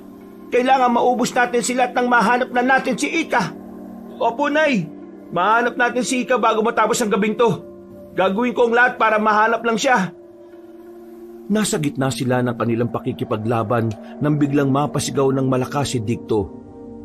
Nung una, hinayaan na muna siya ni Aling Chita at itinoon niya ang pansin sa paglaban sa mga aswang. Kalaunan, nang nakahandusay na sa lupa ang mga aswang, ibinaling niya ang kanyang pansin kay Dicto. Napakunot noo si Aling Chita. Tinanong niya ang kanyang anak kung ano ang nangyari rito, pero hindi siya sumagot. Walang ano-ano. Nakita ng komadrona na nagliliwanag ang balat na nasa likuran ni Dicto. Unti-unti itong kumalat sa buo niyang katawan, kaya mas lumakas pa ang hiyaw ng anak niya. Rico, sakit! Ano nangyayari sa akin, Nay? Sobrang sakit ng balat ko. Dicto, bakit ka nagkakaganyan? Ang balat mo, parang nilulukob niya ang buong katawan mo. Ang sakit! Hindi ko na po kaya ito, Nay. Tulungan niyo po ko. Napasigaw na lang si Aling Chita at agad na napalod sa tabi ng kanyang anak nang bigla itong nabuwal sa lupa. Tinawag pa niya ng ilang ulit si Dicto at nabahala siya nang hindi ito sumasagot. Napansin din niyang pati ang mga mata ng anak niya ay naging kulay dilaw na parang bilog na buwan. Napabuntong hininga na lang siya nang medyo kumalma na ang anak niyang lalaki. Inay, sobrang init po ng pakiramdam ko. Parang may kung anong enerhiyang lalabas mula sa loob ko. Parang sasabog ako. Dicto, ano ba nangyayari sa iyo? Bakit ka nagkakaganyan? Hindi ko po alam, Nay. Sandali. Sisikapin ko pong makabangon. Kailangan mahanap natin si Ika. Wag na. Ako na lang mag-isang maghahanap sa kanya. Aalalayan kita muna para makapwesto sa lilim ng punong yon. Para makaalis na ako. Kailangan makapagpahinga ka, Dicto. Kaya ko naman po, Nay. Baka kung mapano kayo. Marami pa ang mga aswang na nagkalat dito. Sigurado na tayo talaga ang pakay nila. Oo, at dahil yan sa isang aswang na tabong awan, siya ang dahilan kung bakit nangyayari ang lahat ng ito. Hayaan mo na muna yan. Sa ngayon kailangan kong mahanap ang kapatid mo. Hindi na ninyo kailangang hanapin si Ika. Kasama ko siya. Nandito ako, Nay. Huwag na ninyo akong hanapin. Mag-aaksaya lang kayo ng oras. Anak ko, umalis ka sa tabi ng aswang na yan. Baka kung ano pa ang gawin niya sa iyo. Ikaw, aswang, bakit nandito ka? Anong pakay mo? Aswang? Sino ba yan, Nay? Anong kailangan niya? At ikaw, Ika, bakit magkasama kayong dalawa? Magkamukha talaga tayo, anak. Nandito ako para kunin kayo mula sa walang kwenta niyong ina. Sumama kayo sa akin at pag-aharian natin ang lahat ng lahi ng mga aswang. Hindi ako isang aswang at wala akong amang aswang. At huwag mong sabihin walang kwenta si nanay. Ikaw ang walang kwenta. Paano mo may papaliwanag ito, Dicto? Mastan mo ko. Nagpakilala na siya sa akin at tinanggap ko siya. Sumama ka na rin kay Tatay Fabian. Dadalhin niya tayo sa kuta niya at magbubuhay prinsipe at prinsesa tayo ron. Huwag niyong tatawaging tatay yan. Hindi siya karapat-dapat na tawaging ama. Dahil kahit na kailan, hindi siya nagpakaama sa inyo. Halika rito, Ika. Huwag kang sumama dyan. Matagal ko na rin kayong minamanmanan. At ngayon, panahon na para kunin ko ang mga anak ko. Kukunin? Huwag mong subukang kunin ang dalawang yan. Alam ko na napapatayin mo lang sila. At bakit ka nagsasalita ng tapos? Ano ka? Isang manghuhula? Wala ka nang magagawa. Kukunin ko ang mga anak ko. Sa ayaw at sa gusto mo kahit na buhay mo pa ang maging kapalit. Inay, pabayaan mo na kami ni Dicto. Baka kung ano pa ang gawin ni tatay sa inyo. Subukan lang niyang dampian ng kahit daliri niya si nanay. Papatayin ko siya. Huwag ka magsalita ng ganyan. Masyado kang mahina para labanan ako. Kahit nga dito kay Ika wala ka ng panama. At paano ka nakakasiguro? Alam kong nandito ka dahil sa propesiya. Papatayin mo ang anak ko para wala nang maging sagabal sa iyo at sa inyong angkan. Tumahimik ka! Wala kang alam sa sinasabi mong propesiya. Subukan lang ninyong lumapit kay nanay. Kayo ang uunahin kong patayin. Ika, magkakampi tayo dito. Pero anong ginawa mo? Nangako si tatay ng marangyang buhay sa kuta nila. Sumama ka na sa akin. Iwan natin dito si nanay para hindi na siya masaktan. Dahil lang sa isang pangako? Anong utak yan, Ika? Nanginig ang buong katawan ni Aling Chita. Bumalik sa kanyang alaala ang nangyari noong gabing pinatay ang kanyang mga magulang at kung paano siya pinagsamantalaan ng aswang na tabong awan. Napahagulgol siya at nagulat na lang nang biglang umatake si Ika sa kanila. Naglaban ng magkakambal at walang nagawa si Aling Chita kung hindi ang sumigaw para awatin sila. Demonyo ka! Tignan mo ang dalawa kong anak! Nagpapatayan dahil lang sa iyo! Ay, pabayaan mo sila. Ngayon, tayong dalawa na muna ang magharap. Hindi ako papayag na maging sagabal ka sa kagustuhan ko. Walang ibang maghahari sa aking mga kauri kung hindi ako. At ang sino mang hahadlang, papatayin ko! Kung ganon tama si Tantang Mianong, tama ang sinabi niya patungkol sa propesiya. Papatayin mo ang dalawang anak mo para manatili kang pinuno para hindi rin maubos ang angkan niya. Wala kang pakialam. Pati ikaw, papatayin ko. Dahil alam kong pinipigilan mo ko sa gusto kong mangyari. Pwes, magkamatayan ako, magkakamatayan! Hinawakan ng maigpit ni Aling Chita ang kanyang tabak. Kahit na alam niyang mas malakas at mas maliksi ang tabong awan, kinailangan niyang labanan ito para mabawi ang kanyang mga anak. Sa isang pagkisap ng mga mata niya, umatake sa kanya si Fabian. Sinalubong naman niya ito ng tabak at walang pagdadalawang isip na tinaga. Pero nagulat siya nang malamang hindi man lang nasugatan ng aswang. Ano? Bakit parang natutulala ka? Nagulat ka dahil hindi man lang ako nasugatan? Oo, nagulat ako. Pero wala ka man lang taktika sa pakikipaglaban. Ano ka kaya naging pinuno? Inakala mo lang yon. Umanda ka. Kung hindi ka kayang patayin ng mga anak mo, ako ang papatay sa iyo! Napaangil ang aswang at mas lalo pang naging mabalasik ang kanyang anyo. Bago pa man makapaganda ang aswang, humakbang na si Aling Chita para atakihin yon. Itinaas niya ang kanyang kamay na may hawak na tabak. At nang makalapit siya sa aswang, buong lakas niya itong tinaga. Napanganga na lang ang komadrona nang biglang nawala ang tabong awan. Iginala niya ang kanyang paningin. At nang mapalingon siya sa kanyang likuran, napasigaw siya nang sinugod siya ng nilalang. Sinubukan niyang manlaban dito, pero mas naging maliksi ang tabong awan. At bago pa siya makaiwas, nagawa na siya nitong sakalin. Nagpumiglas pa si Aling Chita, pero mas hinigpitan pa ng aswang ang pagkakasakal sa kanya. Walang ano-ano, buong lakas nitong ibinalibag ang komadrona, kaya nabitiwan ni Aling Chita ang kanyang tabak. Hindi tayo dapat na sumama sa tabong awan na yan. At bakit? Hindi mo ba maamin sa sarili mo na may dugo ka ring tabong awan? Hindi ako isang aswang. Ayaw kong matulad sa aswang na yan. Isa pa, hindi ko ipagpapalit si nanay sa kung anumang karangyaan na ipinapangako ni Fabian. Hindi ako ganun kabobo. At ako, sa tingin mo, bobo, sasama ako sa kanya dahil alam kong doon ako nararapat. Oo, hindi nga aswang ang anyo mo, pero ang kakayahan mo, may sa aswang. Tama na, itigil na ninyo ang pagkikipaglaban sa isa't isa. Magkapatid kayo, magkakambal. Walang ibang kalaban dito kung hindi ang mismong ama ninyo. Tama si nanay. Ang totoong kalaban dito ay ang kinakampihan mo. Ika, sinaktan niya si nanay. At dyan palang malalaman mong posible rin niya tayong saktan. Maawa kayo sa sarili ninyo. Maawa kayo sa akin. Huwag na kayo mag-away. Aalis tayo rito. Hindi ako papayag na kunin kayo ng ama ninyo. Hindi na ipagpatuloy ni Aling Chita ang kanyang sasabihin. Biglang lumapag sa tabi niya si Fabian. Hinuwakan siya nito sa buhok at bagyang iniangat mula sa lupa ang kanyang ulo. Susugod na sana dito si Dicto, pero biglaan siyang sinakal ni Ika mula sa kanyang likuran. Pinilit namang magpumiglas ni Aling Chita mula sa ginagawa sa kanya ng aswang. Pero mas lalo nitong iniangat ang kanyang ulo. Hindi pa nakontentong Tabong Awan, inapakan pa niya sa likuran ng komadrona na naging rason para tuluyan na itong hindi makagalaw. Ngayon, mamili ka, Dicto.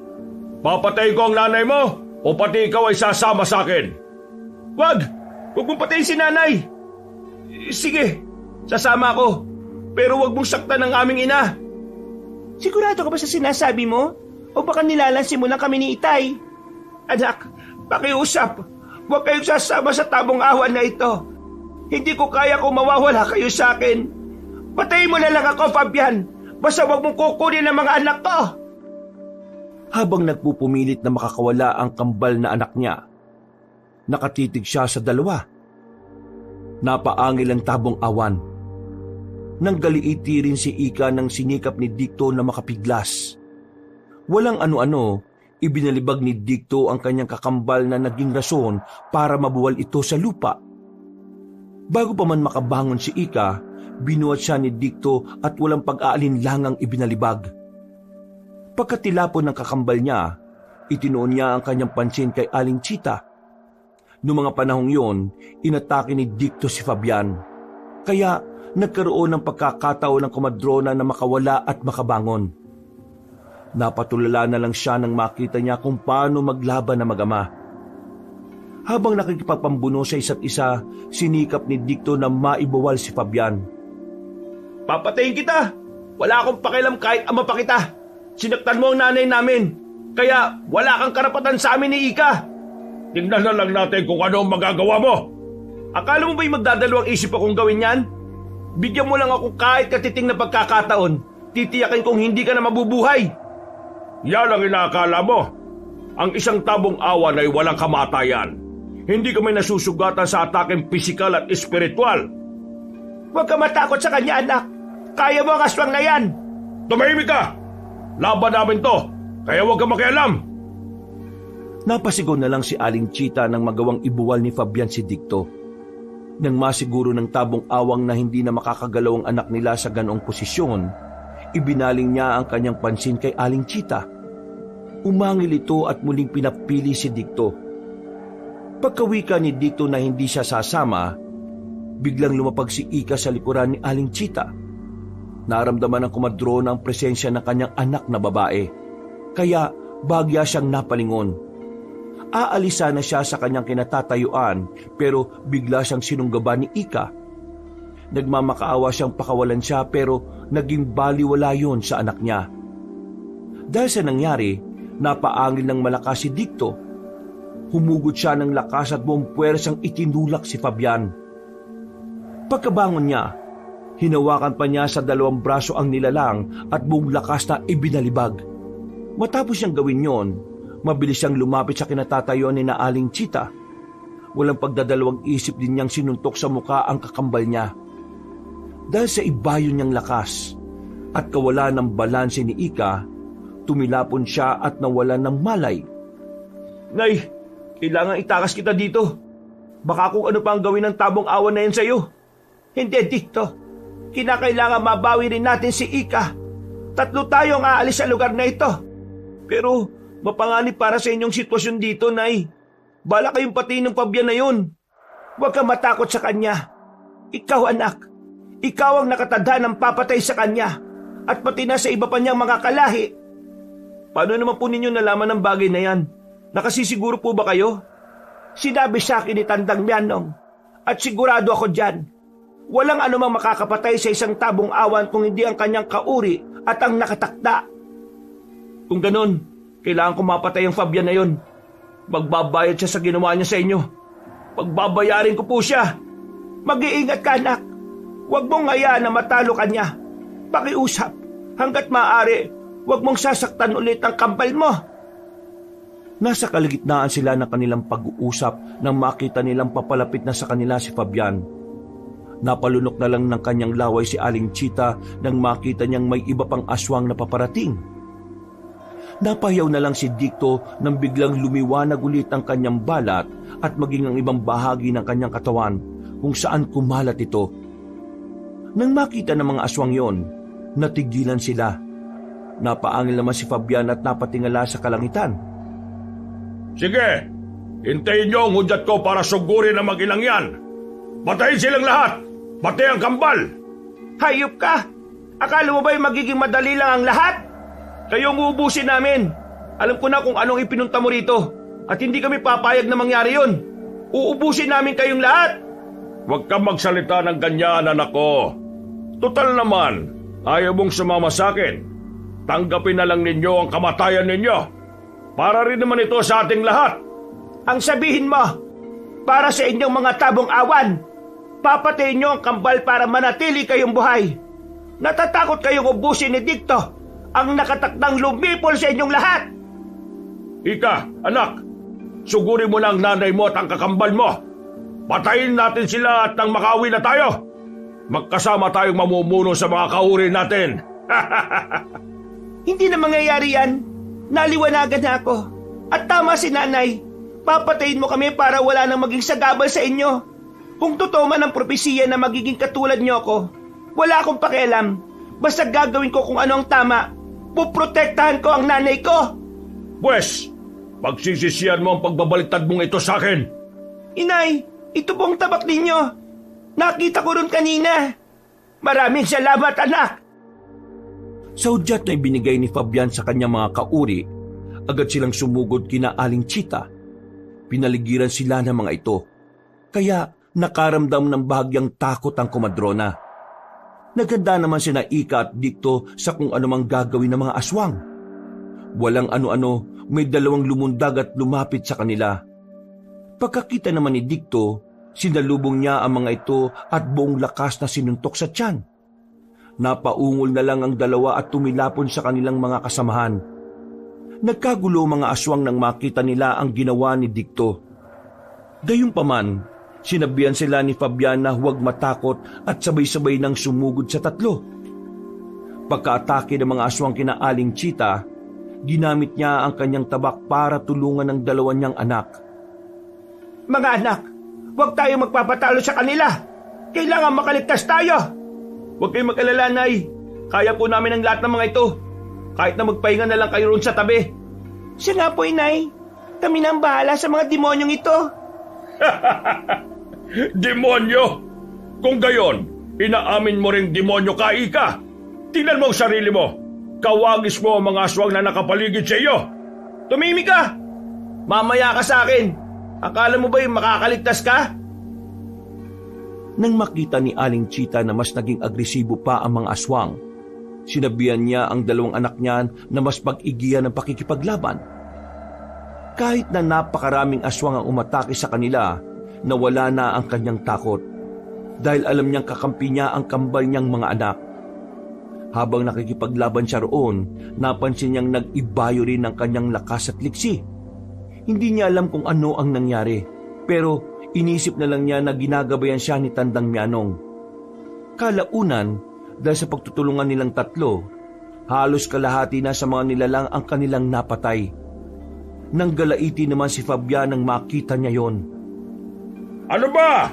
Galingan nyo! Kailangan mapatay ang kambal na yan dahil sila ang uubo sa ating lahi. Kabahan ka na, Fabian. Ilang sandali na lang ay makakaharap ka na naming tatlo. Hindi ako natatakot sa inyo. Kaya ko kayong pagbuhol-buholin kung gusto ko. Tingnan na lang natin mamaya kung anong magagawa mo. Nang mapansin ni Aling Chita na susugod na rin sa kanila si Fabian, minabuti niyang harapin ito.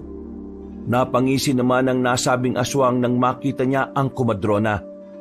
Napaangil ito at agad na umatake. Kahit na alam ni Aling Chita na hindi tinatabla ng talim ng kanyang tabak ang tabong awan, minabuti niyang sumugal dito. Iniwasan niya ang bawat pag-atake sa kanya ng nilalang. At kung nakakaroon siya ng pagkakataon, tinataga niya sa bandang likuran si Fabian. Kahit na hindi ito nasusugatan, ang tanging pakay niya'y mawala sa focus ang nilalang. Walang ano-ano, sa hindi niya inaasahan ay sinunggaban siya ng aswang kaya nabitiwan niya ang kanyang tabak. Sinakal din siya ni Fabian kaya unti-unti siyang nangihina. Mga anak, tulungan niyo ako! Demonyo ka! Bitiwan mong nanay namin! Dikto, ikaw na munang bahala sa natitirang aswang na to. Tuturuan ko lang ng leksyon nitong tampalasan nating ama. Kayong nararapat at turuan ng leksyon. At sisimulan ko ito sa pagpatay sa inyong ina. Napakasama mo talaga. Magbabayad ka ng mahal. Akala mo ba'y makukuha mo ang aking mga anak? Hindi!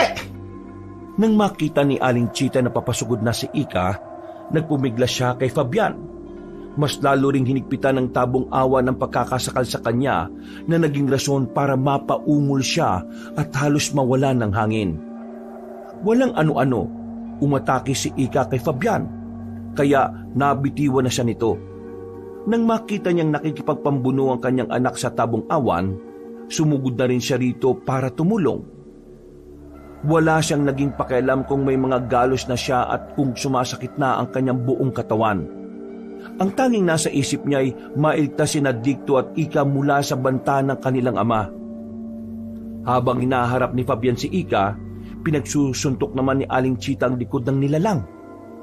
Walang ano-ano dahil sa kanyang ginawa, buong lakas siyang tinabig ng nilalang. Hindi siya nakapaghanda, kaya tumilapon siya at naging masama ang kanyang pagbagsak. Inay! Anong ginawa mo sa nanay ko? Talagang halang ang kaluluwa mo! Kulang pa yan. Kailangan mamatay siya at kayong dalawa ng kambal mo. Ikaw, Ika, ang susunod ko! Yan ay kung papayag akong mapatay mo. Kayo ang dapat mawala at hindi ako. Mga anak, tapusin na ninyo ang labang ito. Mukhang hindi ko na kaya pang makabangon. Sige, Nay. Bago tuloy ang sumikat ang araw, sisiguraduhin namin patay ang lahat ng mga aswang na ito. Napangisi na lang si Aling Chita nang makita niyang kung paano tinapos ni Dikto ang mga aswang na kaharap niya. Namanga siya dahil sa kakaibang lakas ng kanyang anak.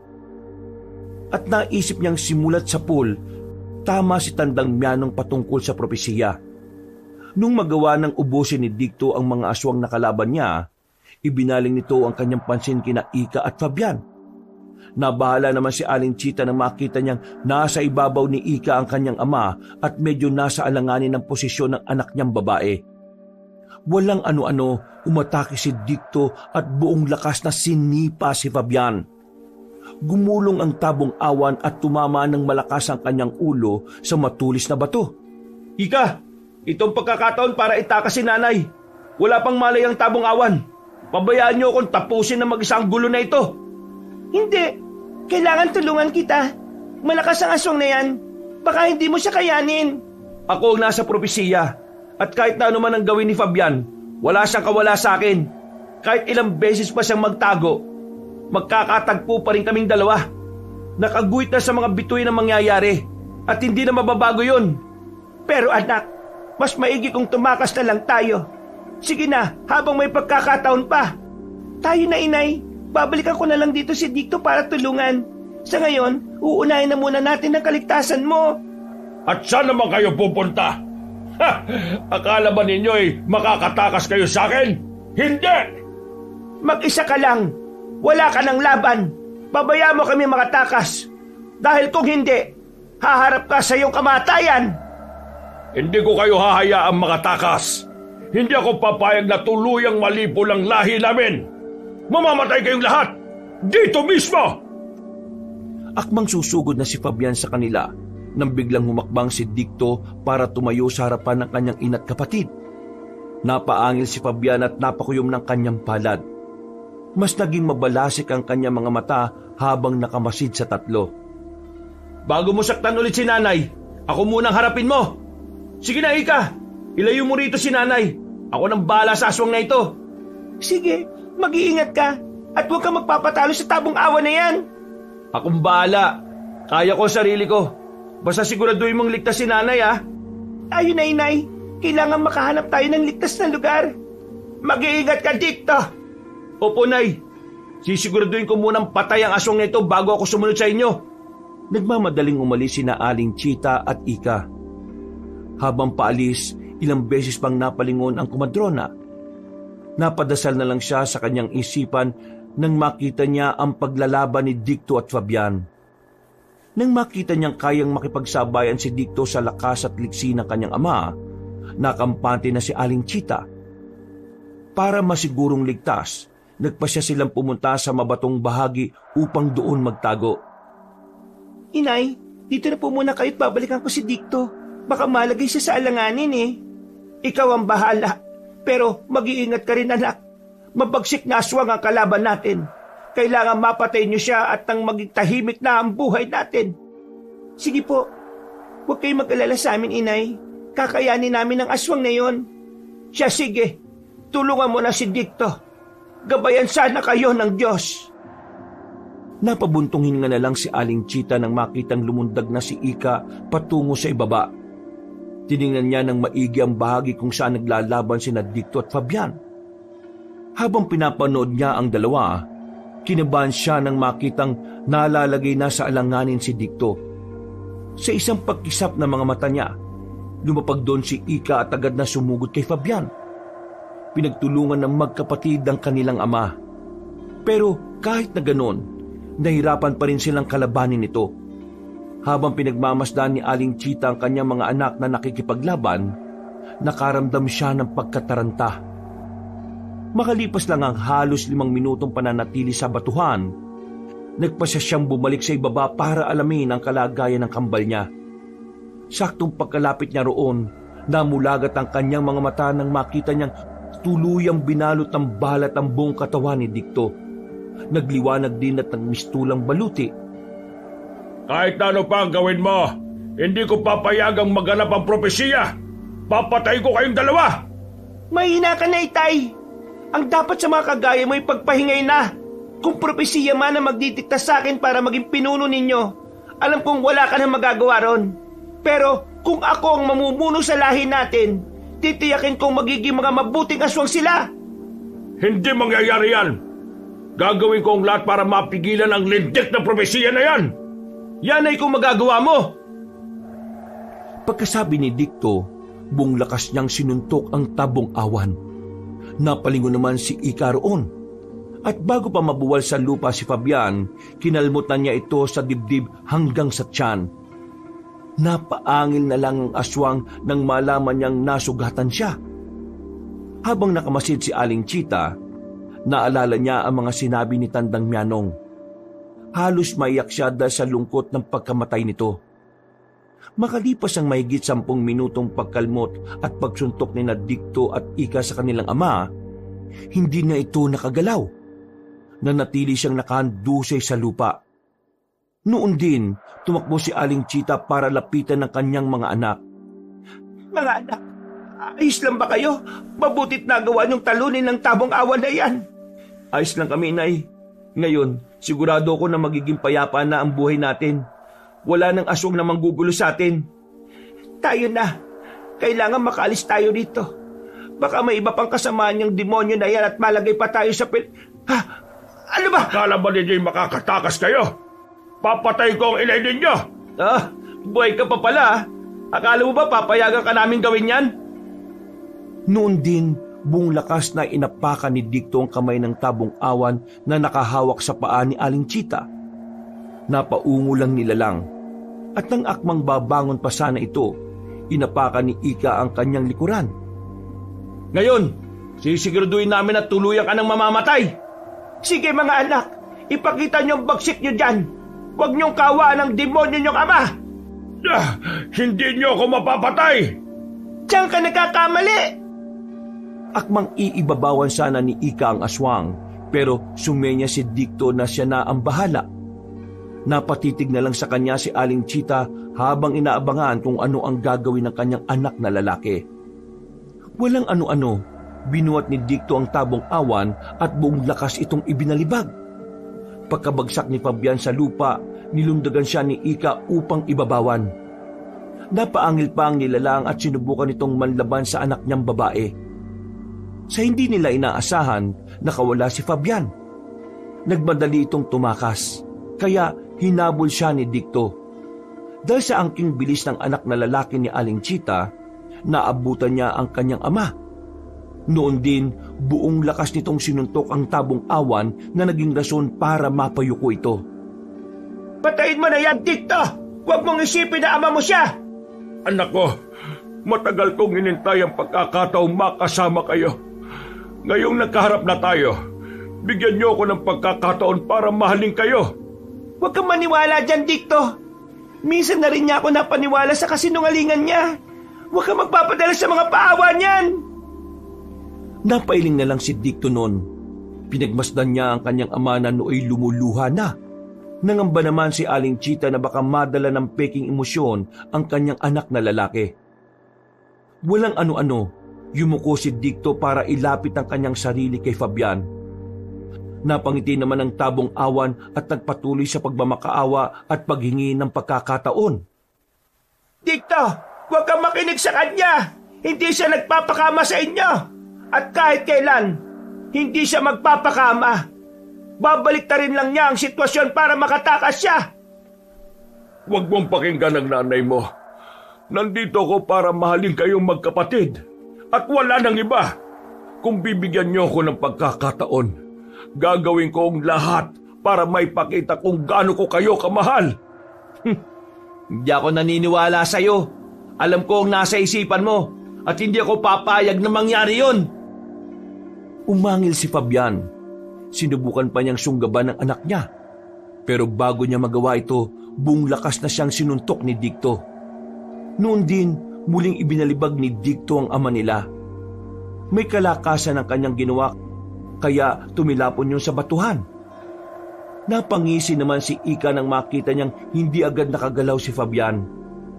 Pipigilan pa sana ni Aling Chita ang babaeng anak niya, pero lumundag na ito patungo sa bahagi kung saan bumagsak si Fabian. Napatakbo naman si Aling Chita at Dicto para lumapit sa batuhan. Itong unang beses na kakain ako ng laman loob ng isang aswang. At alam kong hindi ko pagsisisihan ito. Sige, subukan mo at nang malaman mo kung ano mangyayari. Handa na ako, anak ko. Huwag mo akong tawaging anak. Hindi ka namin ama. Wala kang karapatang itawag sa akin yan. Kung ganon, ano pang hinihintay mo? Napangisi si Ika. Noon din, winakwak niya ang tiyan ng kanyang ama. Akmang dudukutin na sana ni Ika ang mga laman loob nito, pero sa hindi inaasahan na Aling Chita, naitulak ng tabong awan si Ika. Napaatras at napalumpasay ang babae dahil doon. Susubukan pa sanang bumangon ni Fabian, pero inatake siya ni Dicto. Dinukot niya ang laman loob ng aswang. At nang makita niyang nanatiling buhay ang tabong awan, minabuti niyang iumpog sa bato ang ulo nito. Ilang beses niyang ginawa yon hanggang sa halos madurog na ang bungo ni Fabian. Napabuntong hininga na lang si Aling Chita nang makita niya ang sitwasyon ng tabong awan. Hindi pa nakontento si Dicto at binali pa niya ang bawat buto ng kanyang ama. Dahil sa kakaibang lakas niya, naging madali para sa kanya na gawin yon. Nang masiguro niyang patay na si Fabian, kumalma siya at nawala na ang liwanag na bumabalot sa kanyang katawan. Tapos na ang labang ito. Magiging tahimik na rin ang buhay natin sa wakas. Oo nga po, Inay. Wala namang gugulo sa atin. Ano nangyari? Hindi na ba siya mabubuhay? Tingnan mo ang sitwasyon niya kung mabubuhay pa siya. Tama ang propesiya. Ang kadugo mismo ng tabong awang ang makakapatay sa kanila. At kayo yon. Akala ko nga po, mahirapan kami ng husto sa pakikipaglaban sa kanya eh. Ganun lang pala kadali siya kung patayin. Inay, patawad po kung hindi naging maganda ang tono ng pananalita ko kanina. Talagang naloko ko ng Fabian na yan eh. Ayos lang yon. Naiintindihan naman kita, anak. Patawad din kung nagdim ako sa inyo patungkol sa totoo niyong pagkatao. Wala pong problema, Nay. Alam naman namin na ginawa mo lang yun para pangalagaan kami mula sa aming ama. Paano na ngayon tayo? Patay na rin si Tandang Mianong. Saan na tayo pupunta ngayon? Ay, si Tandang Mianong nga pala. Kung aalis man tayo, aasikasuin muna natin ang kanyang bangkay. Kahit dyan man lang makabawi tayo sa kanya. Nang masiguro nilang hindi na mabubuhay si Fabian, nagpasya silang puntahan ng bangkay na matandang albularyo. Habang naglalakad, nakita ni Aling Chita ang tabak na ibinigay sa kanya ni Tandang Mianong. Kinuha niya ito at minabuting dalhin na lamang. Nang matagpuan nila ang walang buhay na katawan ng albularyo, Inilibing nila ito ng maayos at siniguradong hindi yun mahuhukay ng kung anumang nilalang. Ngayong wala na ang mga aswang, pwede na tayo makapagsimula ulit. Magpasalamat tayo kay Tandang Mianong. Kung hindi dahil sa kanya baka tuluyan na kayong napatay ng inyong ama nung una pa lang na umalis tayo sa baryo. O nga po, Nay, kung di natin siya nakatagpo, baka nagkalat na lang ang mga bangkay natin sa kung saan ngayon. Demonyo talaga ang Fabian na yan. Munti ka na niya akong madala sa kanya mga salita, ah. Talagang napakasama niya. Pero hindi bale. Wala na siya. Ang problema na lang natin sa ngayon ay ang sitwasyon niyong dalawa. Wala naman po kayong dapat na ipag-alala, Nay. Kontrolado ko ang sarili ko. Lumalabas lang ang kakayahan ko kapag ginugusto ko. Ikaw, oo. Pero paano ang kakambal mo? Ayaw kong darating ang araw na tuluyan siyang lamunin ng pagiging aswang. Ayaw kong mangibabaw ang dugo ng isang tabong awang sa kanyang pagkatao. Huwag na ninyo akong intindihin, Nay. Kaya ko rin naman pong kontrolin ang sarili ko Natuklasan ko na kung paano ko itatago ang pagiging aswang ko. Ako na lang ang maghanap ng lunas para sa karamdamang ito. Sigurado ka. Baka kailangan mong ipatingin sa albularyo. Maghanap tayo kung talagang kinakailangan. Opo, sigurado po ko, Inay. Huwag na po kayo mag-alala. Pagkatapos ng kanilang naging usapan, inihanda nila ang kanilang mga gamit. Nang makita ni Aling Chita ang maliit na baul ni Tandang Mianong na may lamang libreta, nagpasya siyang dalhin ito. Naisip niyang hindi lamang pagkukumadrona ang kanyang gagawin, kung hindi pag-aaralan na rin niya ang pagiging isang albularya. Umalis sila sa kubo ni Tandang Mianong at dumiretso sa kabilang baryo. Dahil marami ang mga albularyo roon, kampante na si Aling Chita na walang masamang mangyayari sa kanila. Nang naroon na sila, namuhay sila ng mapayapa. Nagpatayo sila ng bahay sa lupang walang nagmamay-ari at nagtanim doon ng mga gulay na po pwede nilang ibenta. Makalipas ang 2 taon, Mga anak, medyo mahina na ang aking pangangatawan. Alam kong darating ang araw na mamamaalam na ako rito sa mundo. Gusto ko sana, bago ako mawala, magkaroon man lang kayo ng sarili niyong pamilya at ang malagay kayo sa tahimik. Huwag kayong magsalita ng ganyan, Inay. Alam ko magtatagal pa kayo. Hindi namin kaya ni Ika na mawala kayo. Hindi natin kayang baliin ng kapalaran. Basta, handa na akong mamatay. Pero sana, bago mangyari yun matupad na ang aking hiling. Sige po, sisikapin ko pong magkaroon ng asawa at bigyan po kayo ng apo, Inay. Ako din po, pero hindi po ako makakapangako. Wala rin kasing nandiligaw sa akin Basta, yan lang ang aking hiling, mga anak. Paglipas ng ilang taon, parehong nagkaroon ng pamilya sina Dicto at Ika. Walang paglagyan ng tuwa ni Aling Chita dahil doon. Kadalasan, habang nakaupo sa kanyang tomba-tomba, pinapanood niyang naglalaro ang kanyang mga apo. Napapangiti na lang siya at inaalala ang kabataan ng kambal niyang anak. Isang umaga, habang nakatitig sa silangan, nakaramdam siya ng kakaiba. Parang sobrang hina niya at nahihirapan siyang makahinga. Dahil dito, ipinatawag niya ang kanyang 2 anak at mga apo. Mga anak, mga apo, maraming salamat sa inyo at pinapasaya niyo ako sa bawat araw. Alagaan niyo ang inyong sarili at mahalin niyo ang isa't isa. Inay, ano ba yung pinagsasabi niyo? Siyempre, aalagaan namin ang aming sarili at aalagaan sa kapasasayahin ka namin. Mahal na mahal ka naming lahat. Tama si Dicto, Nay. Hindi na nga kami umalis dito dahil ayaw naming iwan ka. Ayaw namin na malulungkot ka. Maraming salamat sa inyo. Kayo naman, Isme, Cardo. Sana'y alagaan niyo ang aking mga anak at mahalin habang buhay. Masayang masaya ako dahil hanggang sa mga sandaling ito ay kasama ko kayo. Mahal na mahal ko kayong lahat. Napuno ng iyakan ng buong bahay. Tuluyan ng binawian ng buhay si Aling Chita. Napahagulgol ang kambal at napayakap sa kanilang ina. Sa kabila ng kanilang kalungkutan, nagpasalamat pa rin sila sa kanya dahil sa walang sawang pagmamahal na ibinigay niya sa kanila. Kahit na masakit para sa kanila, tinanggap nila ang naging kapalaran ni Aling Chita at inisip na lamang na magiging maligaya rin sa langit ang kanilang mahal na ina. Mga kabangers, mga kayanggaw, si Kabanang Puli, maraming salamat po sa pagsubaybay sa ating kwento ngayon. Sana po nagustuhan niyo po yung kwento natin ha. At siya nga pala, bago po ako magwakas, sana po pakiusap. Puntahan niyo rin po yung ating isa pang channel, ang ating channel na Pamela Clamil.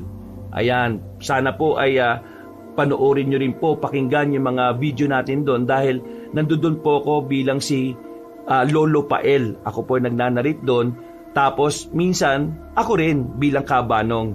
Magaganda po mga istorya doon. Kaya kung medyo nabitin po kayo at naghanap po kayo ng ibang kwento, isunod nyo po yung kwento natin doon sa Pamela Clamil. Okay? At wag mo nyo pong kakalimutan mag-subscribe rin po kayo doon kasi konti pa lang po mga subscriber doon mag-subscribe kayo, then siyempre mag-comment, mag-like. Mas maganda po, mag-share na rin po kayo. Alright po, maraming salamat po sa walang sawang pagsuporta. Ito po ulit si Kabanong nagsasabing God bless and we love you all. Wakas.